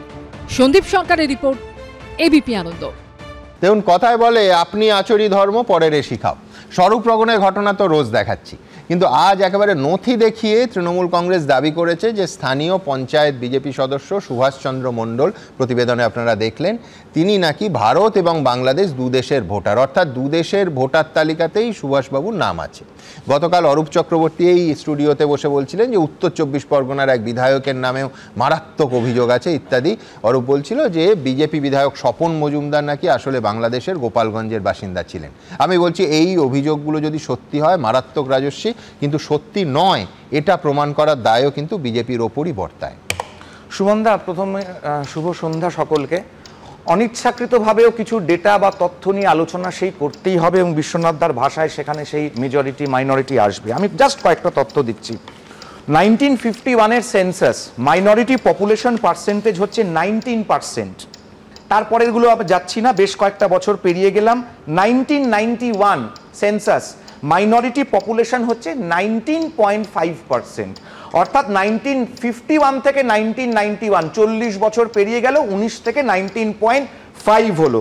সোজা চলে যাচ্ছি এরপর, তারপরে 10 বছরে 2001 সালের সেন্সাস মাইনরিটি পপুলেশন এক ধাক্কায় 10 বছরে 25.2% মাইনরিটি পপুলেশন। 2011 সেন্সাসে 28% হচ্ছে মাইনরিটি পপুলেশন। 1971 অপারেশন সার্চলাইটের পর আনুমানিক 1.5 কোটি পূর্ববঙ্গ থেকে মানুষ আসেন ভারতবর্ষে, এই নিয়ে কোনো সন্দেহ নেই, এবং মেজরিটি তার মধ্যে হচ্ছেন হিন্দু জনসংখ্যা। অর্থাৎ একটা ম্যাসিভ হিন্দু ইনফ্লাক্স পশ্চিমবঙ্গের মধ্যে ঢুকে গেল। তাহলে সিম্পল স্ট্যাটিস্টিক শুভময়দা আছেন, বলতে পারবেন যেখানে হিন্দু জনসংখ্যা যখন বেড়ে যাচ্ছে, তাহলে সেই অংশে মাইনরিটি পপুলেশন পার্সেন্টেজ হিসেব মতন কমে আসার কথা।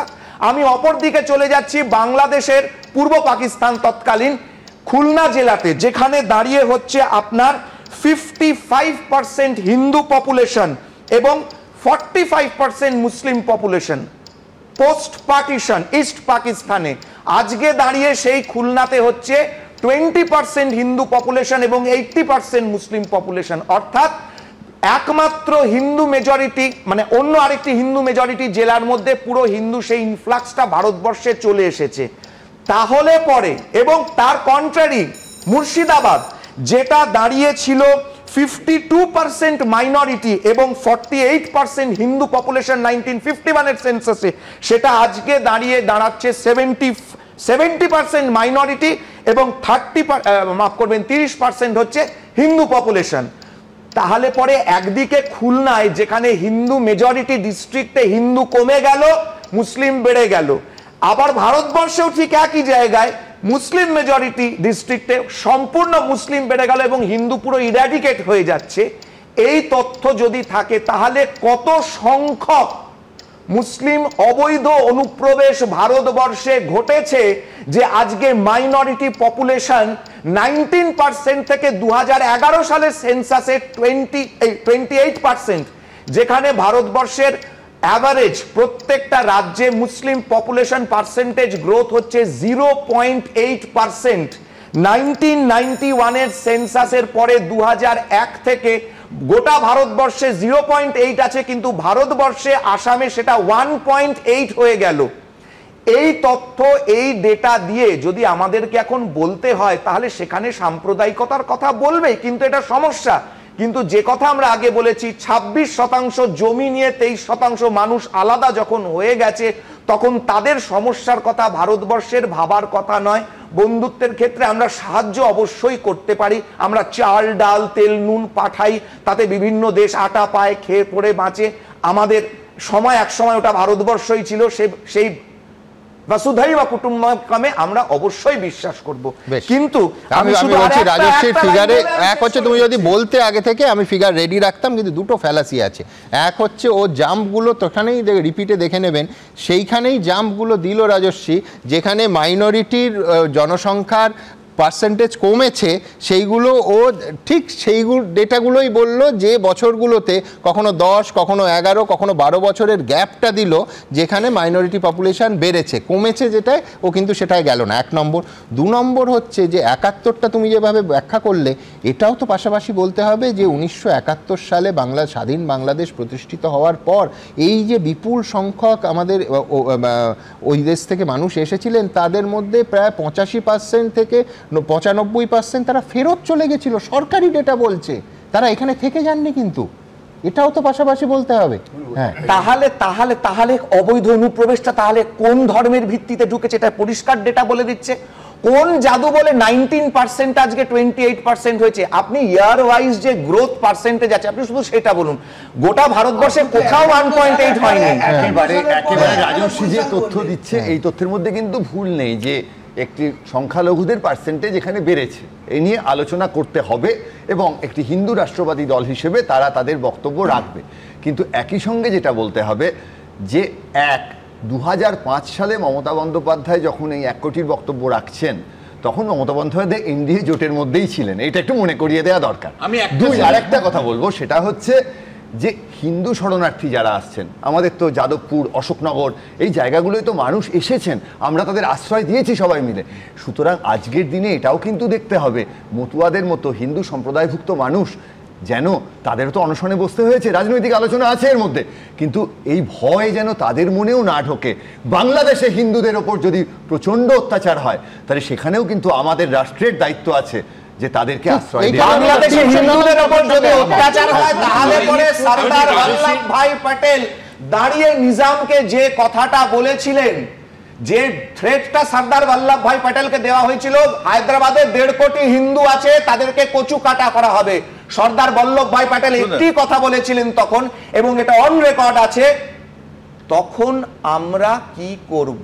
এই একটা সেন্টেন্সই সর্দার প্যাটেল। শুনুন, আমি জাস্ট ভারতবর্ষের আবার এই কথাটা বলা। রাজস্বীকে বলবো যে মনটাকে ওপেন রেখে আরেকটা তোমরা ভাবো, সেটা ডেফিনেটলি বাংলাদেশ থেকে অবশ্যই সংখ্যালঘু মুসলিমরা এসছে, কিন্তু আমি কিন্তু ফিল্ড ওয়ার্কের কাজ করতে গিয়ে দেখেছি উত্তরপ্রদেশ থেকেও যেমন এসছে, কাশ্মীর থেকেও মুসলমানরা এসছে, বিহার থেকেও মুসলমানরা এসছে, মানে রেস্ট অফ দ্য ইন্ডিয়া, মানে ভারতবর্ষের বাকি অঞ্চল থেকেও কিন্তু মুসলমানরা বিভিন্ন জায়গায় এসছে, বিভিন্ন রাজ্যের বিভিন্ন প্রান্তে বাস করেন, মানে সবটাই বাংলাদেশ থেকে এসছে যদি আমি ধরে নিই।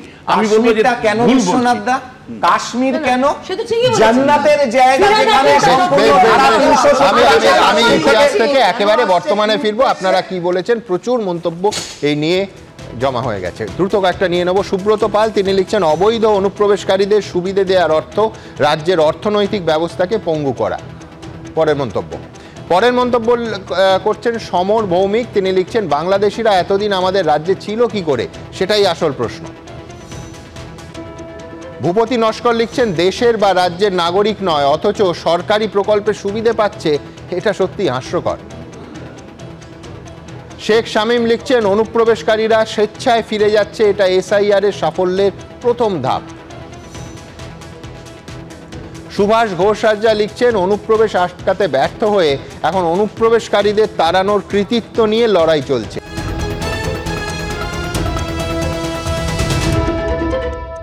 এবিপি আনন্দ, এগিয়ে থাকে, এগিয়ে রাখে।